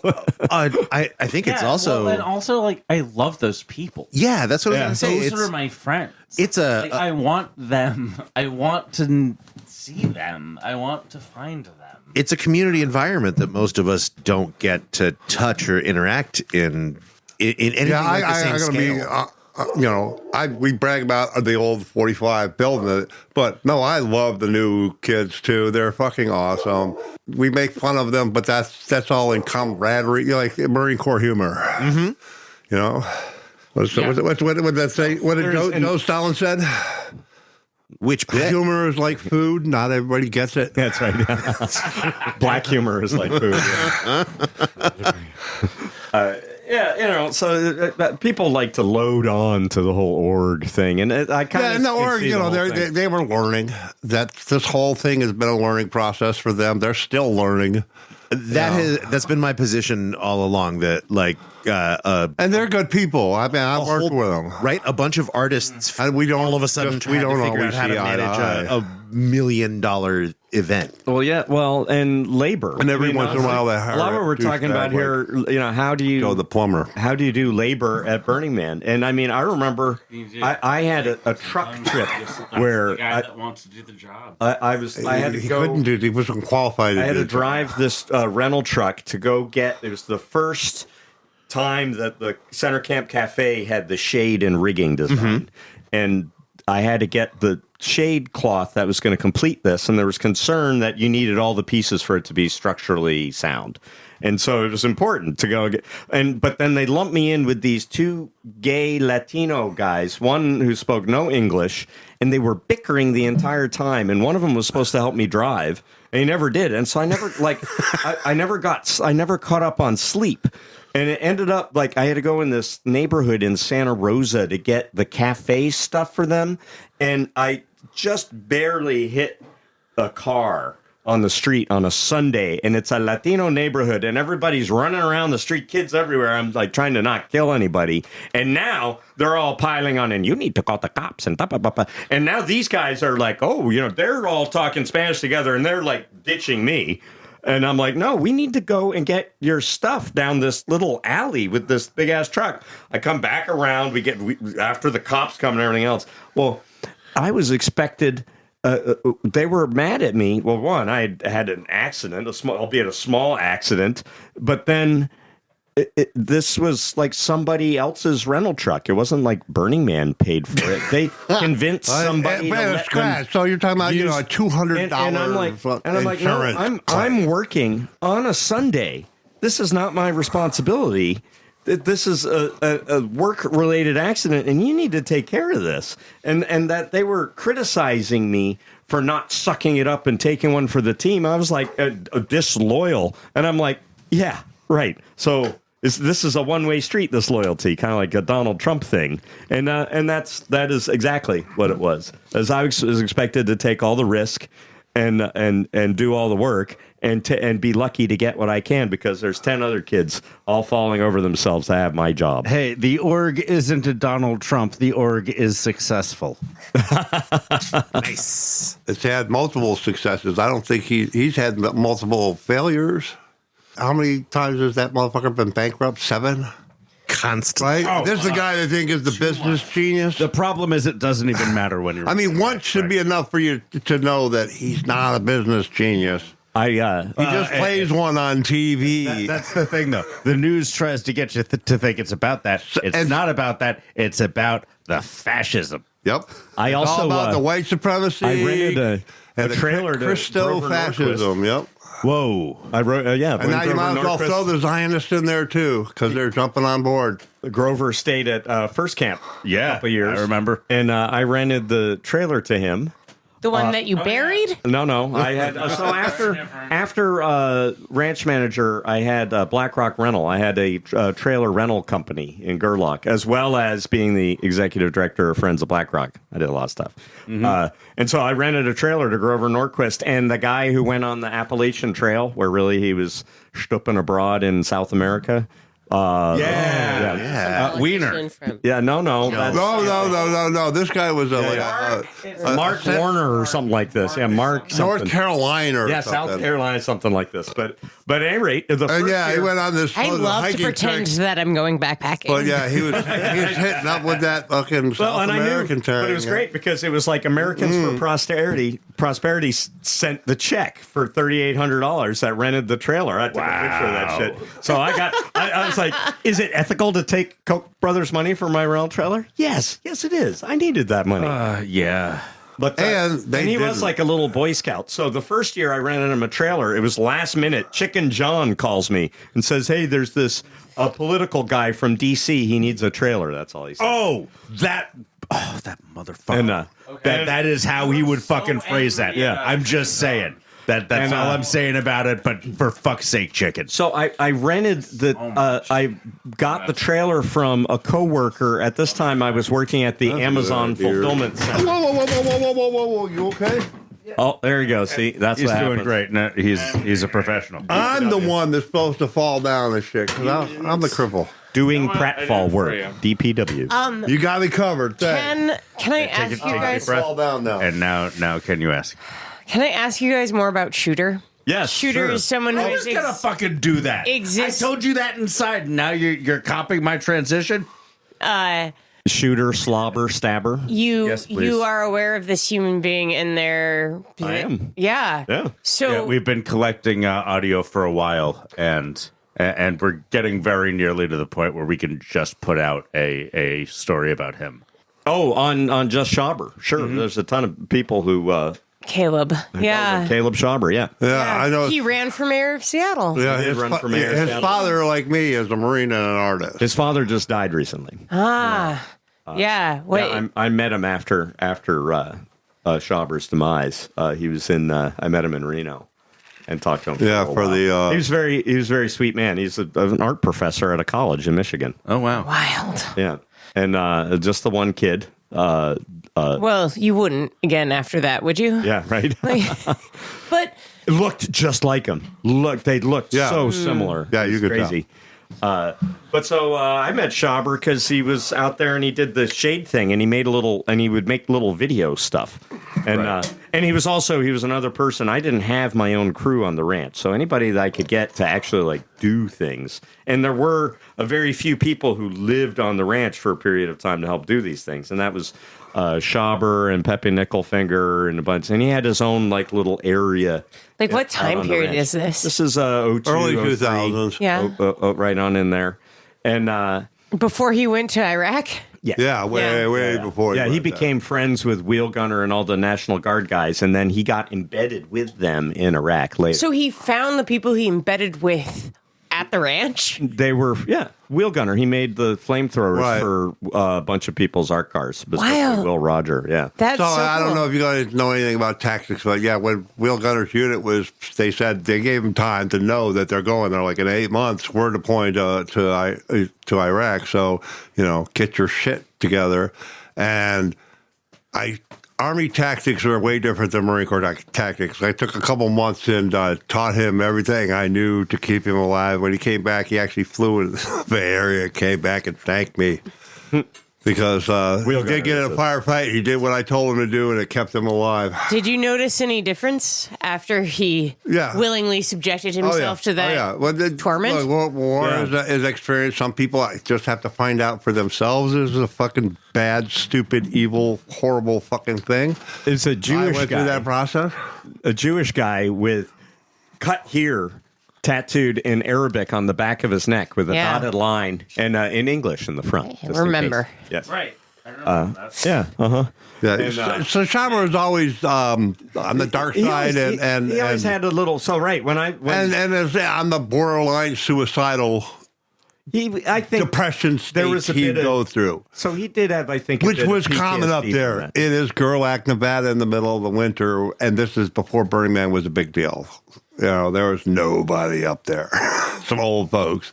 But so he would he had his car, and it was the shade removal device, and he put a pallet with a bunch of water jugs for cushioning, and would drive through the posts to remove 4x4. the posts at the 4x4 posts that were in the ground up at the DPW depot, and that was great fun. Almost hit Pepe Nickelfinger. In a Did cloud he of get dust. along with other folks, or was this like a mess? Well, there's getting along with, and then there's respecting. Yeah, he was kind of a narcissist, you know, it's his thing. He claimed credit for things like the monolith, where there's a bunch of other people did the There's a monolith. shit ton of other people that did the monolith. Joe, Well, one you thing you didn't have to know understand about Burning Man is somebody says, "Oh yeah, I did that," means a whole team of people he did would, that. He would take credit for a lot of stuff. Chupacabra, Policia, Policia, but we said it wrong all the time. Like, what is it? And then I did Chupacabra, so they did it first, and I was like, "Oh, that's cool. I'm going to join them." And so I went and I joined Chupacabra, Policia, and that was great fun. Well, tell us about that. I don't think we've actually talked much about Chupacabra. So Agent Policia. Aggro, I was Thank you. Major mishap because I burned myself. I think that year. I don't know, and we would all kind of dress up like the best was what's his name, Buzzkill. Yes. Buzzkill would do a whole Buzzkill, predator looking thing. Well, and he was a friend of mine from Austin. Yeah. And we didn't, that wasn't a thing. And he was like, do you want to fucking do this? I'm like, let's fucking do it. When you say that wasn't a thing, what thing wasn't a thing? The Chupacabra Policia. yeah. But again, could you mannered scientist? maybe describe what this is? So we all dress up It's kind of hard. like It's hard cops. to describe. So we're cops. We dress up kind of like riot cops. They're like hockey pads and spray painted black and a billy club and everything else. And the whole idea was to just go around and intimidate people. Like Gate. But not by way of the wall. But it was intimidate in a theatrical, nonsensical way, kind of like the disgruntled postal union back in the day. Oh, that sounds lovely. Because they had guns. Yeah, they had guns. They had AK-47s. They walked around with guns. Came up with going postal. No, Yes, they exactly. did. Well, that was the joke. That was the you thing. letters. Like, the letters would be addressed to you, and they would give you a letter with a fucking AK-47 strapped to their back. It would And be. like, It'd be here's your horrifying. letter. You'd be in the porta potty, and all of a sudden, people would start banging on it, and letters would start coming in through the. No, I want to leave, and then you leave, and you come out, and there's like this crowd of people with guns yelling at you. Get out! Get out! Yeah, so like we descended on Media Mecca, and Larry was in the Avalon trailer or whatever the hell it was, and we so Dutch TV was interviewing us outside, and we were like, well, we have a warrant for Larry Harvey's arrest for arson. And we were just making shit up. I remember everybody was talking to different people and just making this shit up, and then Larry comes out He's like, I don't have time for this. And he goes and gets into this golf cart and goes away, and that's the end of it. That's it. And then we went and dispersed and went and did something else. We had a trial and it was all this thing about goats and hippies and this all kind of nonsense. But we had a trial for Pepe Neckelfinger on the playa, and it was the justice of the peace from Gerlach, who was a screaming alcoholic. Actual judge. I mean, he was the Actual judge. And he was He's the kind of judge, if you about as drunk as a show up human with a being handle, could you'll be probably out get there. off. And he literally gavelled in this whole trial that we had, which was just a bunch of bullshit, really. Oh, that's amazing. But it drew such a great crowd. Yeah, it was good. It was good fun. Good, clean fun. Good, clean Burning Man. No, long I was- remember when you guys were looking for the arm and raiding camp. Yes. Yeah, and it was just, and what I really wanted to do was like a good cop, bad cop thing where you send a hippie in, oh, you've got to hide me. And then the cops come and drag him away and Right. throw him in the van. That hippie's a goat fucker. And then they start. So I wanted to set up the camp. And then, meanwhile, the hippie changes into the cop gear in the van and comes out as the officer later and says, "Hey, what's going on here?" And so I wanted to do this whole, but we never. What years? That What? would be 2000. 1, 2, 1, 2, 3, 4. maybe Two or three, I think. 4 is the year that. From 1 to 7 years. The numbers are not important. Yeah. I assure you. And then I went to Flipside, and all the Austin people had their whole Chupacabra Policia thing there. Well, because there's more goat fuckers down there. There are more. But it's great. I showed up and I went with the BDUs, the black or whatever, and that's what they all. So I already looked exactly like all these Austin Chupacabra people. They're like, who the hell is this guy? It's amazing because I started that. Me and my girlfriend and Buzzkill. Yeah, Like, cool. we It all- sounds we all like it did was a that whole lot more in- people than that when people say that they. Oh, right, Like, yeah. the fact that I've people actually are hear this still- guy Shooter started it. It was all his We'll get idea. back to him in a Actually, minute. wasn't- Are you talking about shooter or He actually, stabber took or over slobber? shit. There's Slobber. actually a bunch of people that did that before him. So Yeah, it was Elon Musk. I remember. Okay, I remember when remember when the Burning Man office was on like 3rd. Yeah. Right, and so it's like on the second story. And so Schaber did a protest. Yeah. March. Yeah. I remember that. And I Right. just happened to be up there because me and my girlfriend names me Deanna in it. We're He doing the names sign me. shop for the sign shop. DPW sign shop was in the office. We'd make the vinyl sign. This is back when the signs were all metal back then, and they were vinyl, and it took a lot of time to Sounds scrape. a lot harder. Yeah, Yeah. and way more expensive. I was the one who came up with the wood signs, and I wanted to do it a stencil where people could make a, hey, this is my design. You can pick which one you want, and just make a stencil. That way, any hippie can spray paint it. You don't have to have an artist paint every sign. That would take forever, and we all know how painters are. It would never happen, especially I don't know. 5 streets or more, and that's 5 artists you're now relying on to be on a schedule. Never rely on artists. Especially painters. So he came in. Welders, painters, no. Yeah, to get back to Schaber, Slobber, Stabber. So Stabber was because we went to the Burning Bush thing, and he was on the hood of somebody's cop car, and he stabbed through the windshield with his knife. And it was ostensibly for him to have something to hold on to while they're driving around out on this playa. The Mad Max cling to life. That's where move. the stabber came from. Of course, the shooter came from, he went and shot the sign of a bar in Seattle. That was from Seattle. Yeah. That was from the Blue Moon. Yeah, there you go. Company, which also if you've ever seen Blue Moon beer, that's good beer. where that came from. And he that's shot fine. the sign or something. He used to be the manager of that. Oh. And at the end of the night, he decided to just This is when Joe Shoot lived with up. him. he just decided to shoot up the Blue Moon Tavern. I see. And then Like you also- do. Well, Didn't right. kill anyone. While it was no, open? No one got killed. No one got hurt.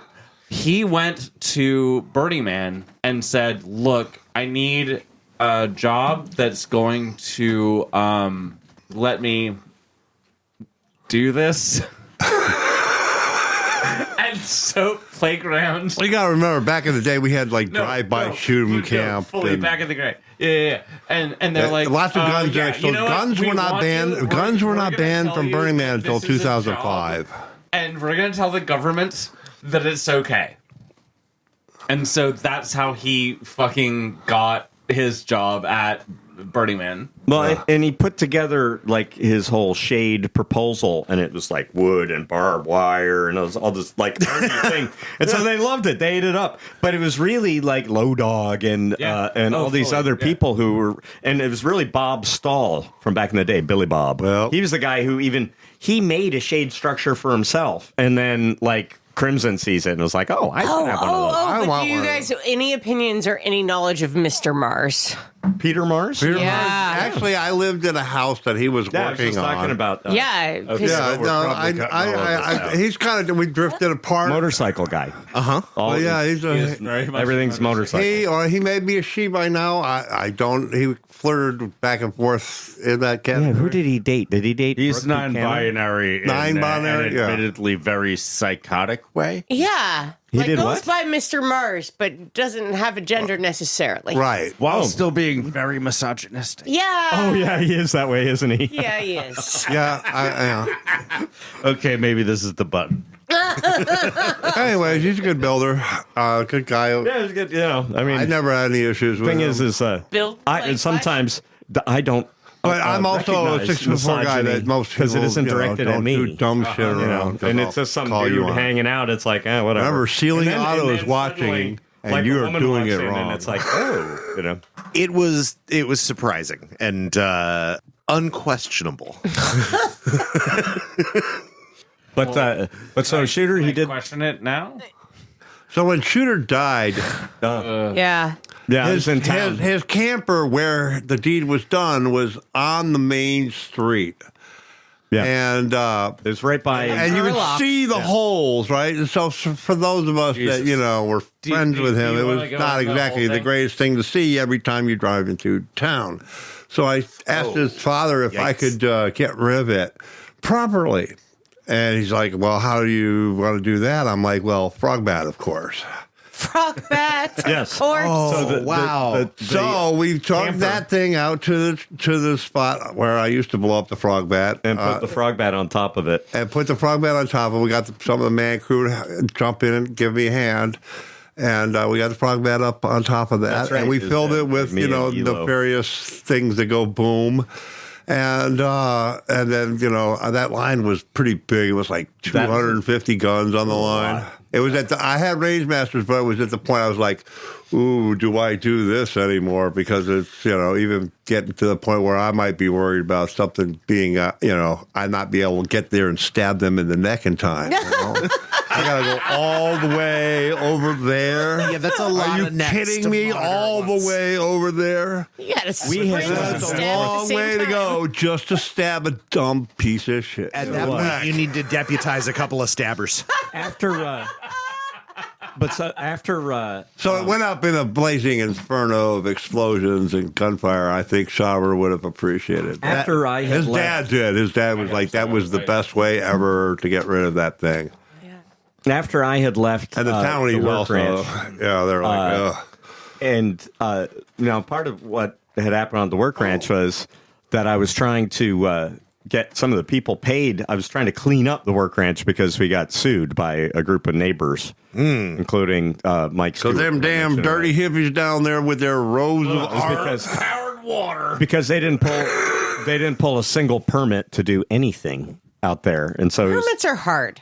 yeah, right. Well, it's adulting, Yeah. adulting, yeah. It's the country. Do you Permits really are city stuff. Yeah. But at any rate, and so Permits since are then, easy. Get a contractor. since It's out of the shooters, county, you only have to deal with the county. since That's it. shooters protest out there was also later some that Monk, who's a DPW guy, who actually sued and won at some labor dispute related to them. We've talked to Monk. Oh, Yeah, yeah. I'm sorry. And but at I the was time, talking into that like microphone. when I basically I had moved out there, I no longer had a job for Burning Man. I had just bought my property where I still live in Gerlach, by the way. But but I was storing Shooter's Samurai on the on my property, and he Are started. you saying a samurai sword or like a No, literal no, no, person? no. Suzuki Samurai. It's like Suzuki half a Samurai. sidekick. It was his Chupacabra, and I even helped It's him the get. smallest not a Jeep you can get that is closer Well, this is this to a car we Geo keep Metro talking than about. a Jeep. And I was supporting his journalistic enterprise. So he formed what he called the Nevada Newswire. And it was basically just a way for he would write these fluff pieces about the Nevada people who he was embedded with and sell them to different newspapers and stuff. This was his whole For purpose. Iraq stuff. Iraq and Afghanistan. Yeah. And so I would help him. I was helping him to do this and storing. I was trying to help him. I was trying to be his friend. But he got this idea in his head that he could just make plans about the development of my property, and also at that time we had started LarryHarvey.com, Plyanetics, L. Ron Harvey. And that's it. It was Oh my God! I'm stealing that. and so it was a joke. You can go and look at the Wayback Machine and see. It was just literally one page, and I stole the page from Dianetics and made it read like Burning Man cult. And that's it. That was the joke. I made an entire vector of my version of the cover of Dianetics like fucking 5 or 6 years ago. Oh, wow. And I'm using it for L. Ron Harvey. Yes, Plyanetics. Yeah, you can L. all Ron get a Harvey. t-shirt Plyanetics. online Yes. by the time this comes out. But so I had the Pretty soon you'll rule the your domain own planet. LarryHarvey.com. Well, so I gave him an email address, Caleb@LarryHarvey.com, and he was using it to needle the org. And I was still trying to. Well, essentially, I ended up being the executive director of Friends of BlackRock. Will Roger, president of the board. I'm still working with these people. Right. And I'm like, look, You want to maintain a nice it's like, relationship. I can't exhaust these relationships, and you're all about combativeness and everything else. And it's like, you need to not use this email address anymore because it's needling them. And he ignored me. And so I deleted the whole account, and with it, like 3 years of his material that he had in email that was on the server. That was irretrievable. But that was me spanking him. No, you don't get to just do these things that affect me, and this is how I put an end to it. So we had something of a falling out at that point, and that's when he started turning me into the scapegoat that I was, was paid off by Burning Man and wasn't fighting the good fight against the labor, blah blah blah. And I'm like, and meanwhile, like I said, I had my trailer rental company, and I was an AmeriCorps volunteer for, Jesus, God bless you. for BlackRock, which I did until I didn't 2012. Then I did Burn Wall Street. Why don't you tell us what Friends of BlackRock is? Because I don't think we've actually discussed that. Well, Friends on of the pod BlackRock before. is the nonprofit. So they had already started. They started in '99, right before the establishment of the NCA, which was Bill Clinton and what was the name of the guy from Colorado who was his interior guy, Bruce Babbitt. So that's that's where the BLM has all these lands, and they don't do conservation. It's Bureau of Livestock and Mining, right? It's about resource extraction usually, and grazing. That happens and in the so on. environment. But the whole NCA program is to set aside conservation lands within the Bureau of Land Management holdings, which is a lot, and that includes where Burning Man is, and Burning Man got themselves written into the law for recreation in the playa and so forth. But not for water recreation. Yeah, water world. But so so I was there when they dedicated the NCA in 2000 out on the playa, and it's funny too because there were people protesting the BLM establishment of conservation lands, and these were people who were just literally littering right there on the playa. I went and I picked up their litter and gave it back to them. I was like, we don't do that here. But so I got after. I did that on a muni bus once, and everyone laughed at me. Yeah, well, I was like, "Hey, this is yours." But then they were like, "This motherfucker said this is mine." yeah, I could see that. But Wasn't so great. So I joined and basically became AmeriCorps volunteer. I did that for 2 years, essentially working as their executive director. Mm-hmm. And after the second year, the AmeriCorps person was like, if the executive director, you need to hire one. And so they did hire me as the executive director after 2 years. So back to Art, that fire from Schaber's trailer going up was so thick and so big they could see in at Winnemucca 110 miles away. Ooh. I'm Jesus not joking. Christ. The BLM fire showed up to watch the show with their fire truck. They were pissed because they couldn't get through the traffic jam in the desert. But you guys didn't. That's when I decided I had to move it to a private place. You guys didn't burn that at 4th of July, though. That was yes, yeah, on the 4th, right before sunset, every year for a like few years.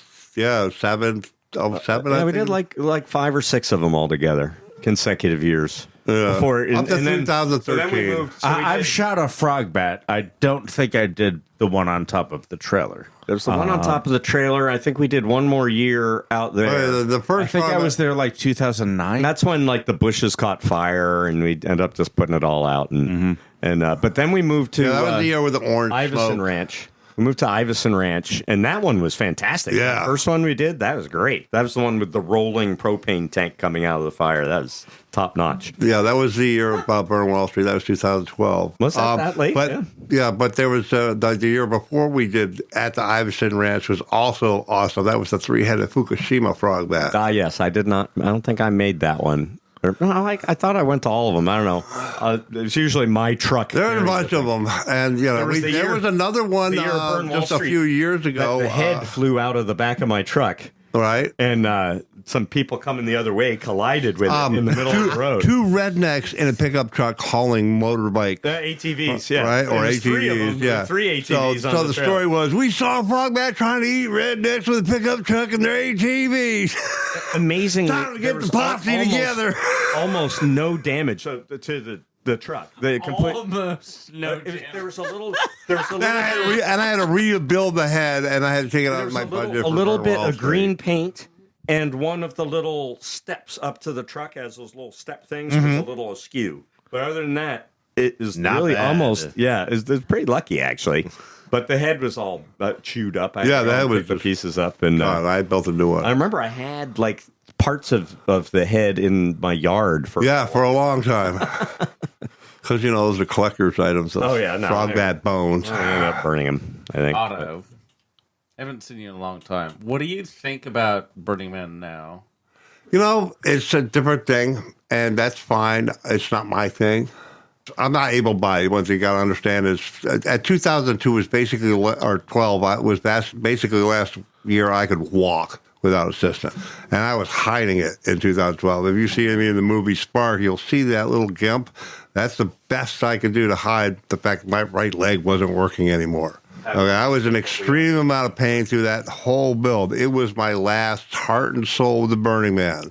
So that's all the bullshit that happened made it, egregious on top of that. Winds. We had nailed together there was a windstorm. The literally plywood sheets. We nailed them together, and they still peeled and still off. turned into flying sheets of death. Flying sheets of death. That's what. Okay, but that was here's the funniest thing about it. This is like I said, when I'm dealing with all this junk and trying to keep this project going.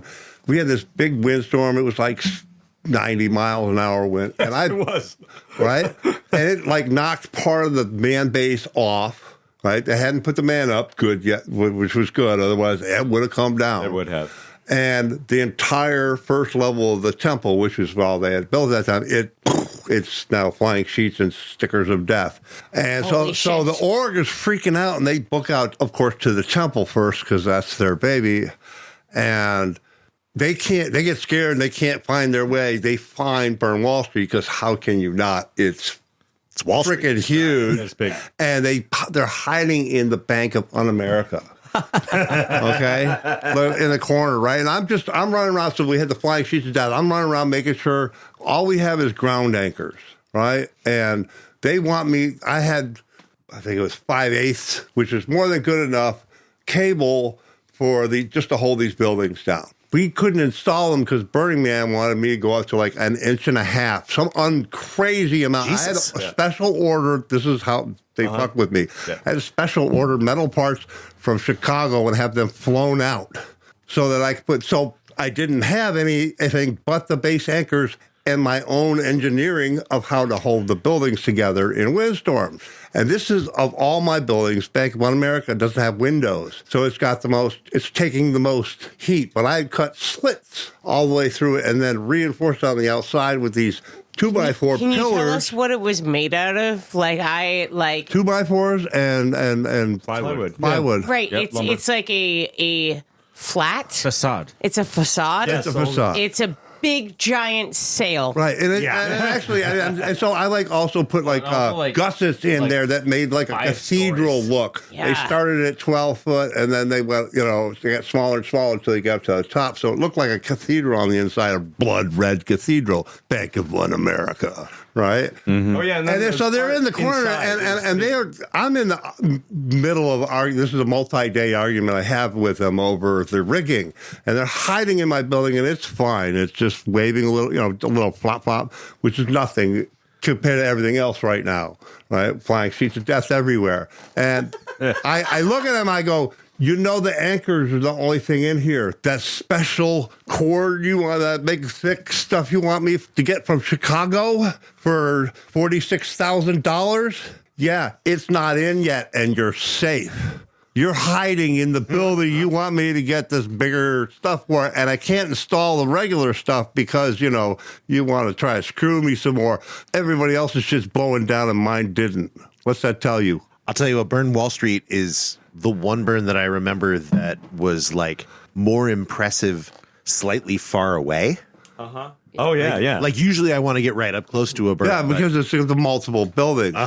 Yeah. One of my favorite things when the buildings were going, different banks went down, different people cheered louder. Like, they hated that bank more than the other banks. Fuck you and my mortgage. Yeah, that was the year. So I was out there dealing with. So we all camped out there at first, and then before gate, you all have to go and move back into the city. So you're living out there when it's flying sheets of death and all this stuff. Well, so we had this big round water container out there, and I had to get all the water out of it so we could move the thing. So I'm pumping it into tanks on my truck or something, and Jana, one of Fred Hagemeister's friends, comes out there and says, "Hey, Metric, there's a RV on fire at your camp." And I was camped. and Fuck. And I'm pretty sure it's JB's trailer. Like he had rented a trailer. It wasn't one of mine, but I rented trailers. As it turned out, it was right behind the trailer that later I would rent to Grover Norquist. And then my trailer was in front, and it was all at Mansonian. So I was staying at Mansonian Institute, which was kind of supporting. So I was like, okay, I'm almost done with this, and I'll run to camp. I'm almost done with my task, and I'll run back as soon as I'm done. And thanks for the heads up. And then not like 5 minutes later, and a Pershing County sheriff comes up and says, "I'm looking for Matt Ebert." Nobody calls me Matt Ebert, certainly not a Burning Man. And I'm like, Oh, that's the metric. yeah, that's the metric to you, pig.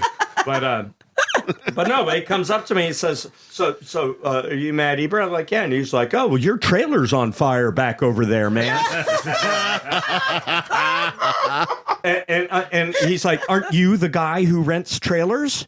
And I'm like, yeah, I'm not the only one who rents trailers. I'm not like the guy, right? I'm not the only guy. And I had already heard from somebody who I trust that it was not my trailer, but he was trying to get me to believe that it was my trailer. And in fact, I was dating a gal at the time. They told her it was my trailer and that she couldn't go to the camp. So she thought all of our stuff had burned up until right.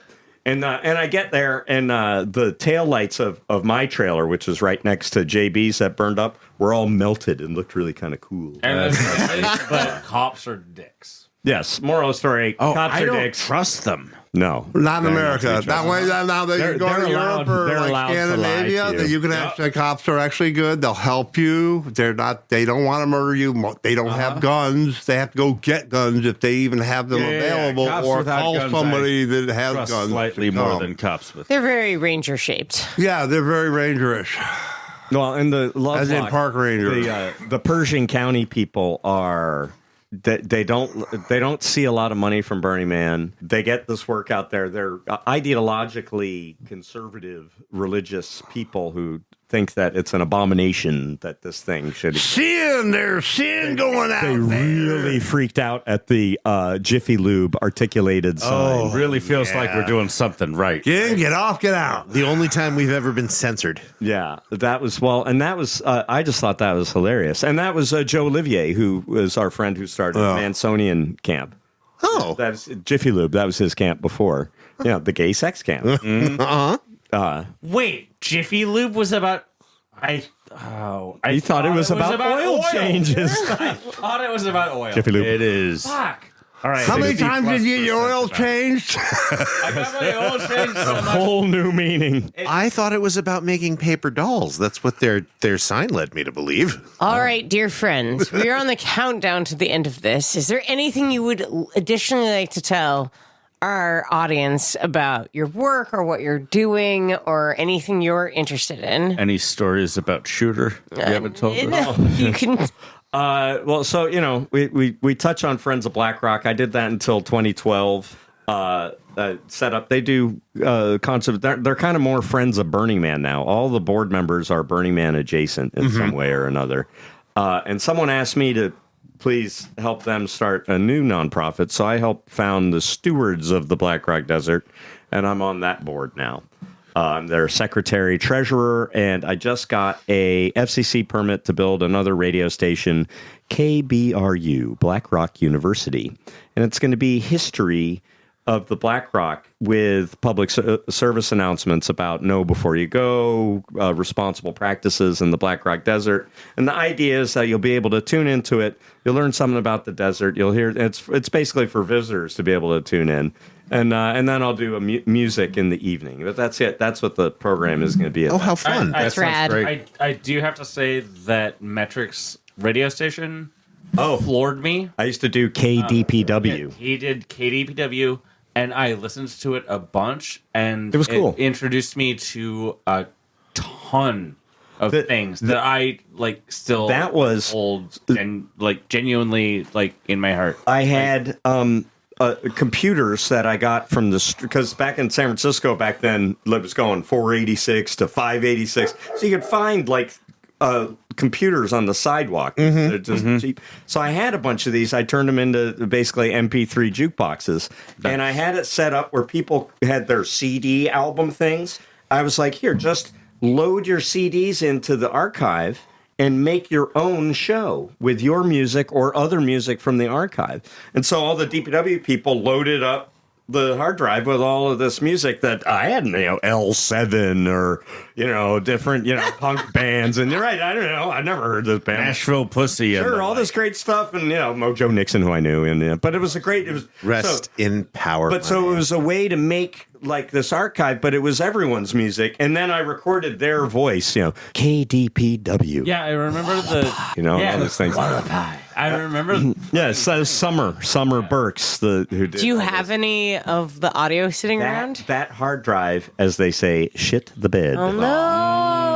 I tried to get it recovered, and I still have it. I still might try a different. I want to the clean room. They tell me they did that, and I don't believe them. I want to bring it. I want another opinion on We it. must save the archive. Which unfortunate because it has all of those station IDs, public service Yeah, announcements. the station ideas were really it was cool. I remember them. Yeah. I do Everyone miss the did days them. when there were more stations on Playa.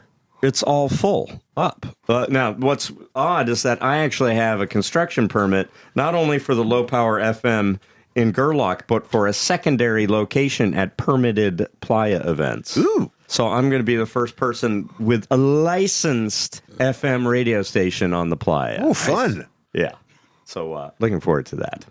Let me know if you want me to come on and say fuck to the FCC. Oh yeah, well, we are FCC. We have to be FCC compliant, and and the purpose of it is it's Stewards of BlackRock. So the purpose of this is to promote responsible practices and honestly, save the virgin ears of our children. Yeah, well, it's not so. I want to do desert radio, and it's for adults mainly, but there are rules about these things on there. The main thing is you need to log the obscenity so that if there is a complaint, you have it appropriately logged. That's how we did it at WHRW. In triplicate, of course. We had an obscenity log. Whenever we had an obscenity, we would just write down the time and date and occurrence, and that's protocol, I guess. I don't think we ever got a complaint. All right. I think that's good. Yeah, Yeah. Did I appreciate you guys down some time? Yes. No, there's one more thing, which is thank you guys. Oh, thank you guys so much. This was so much fun. Incredible. It's such good stories.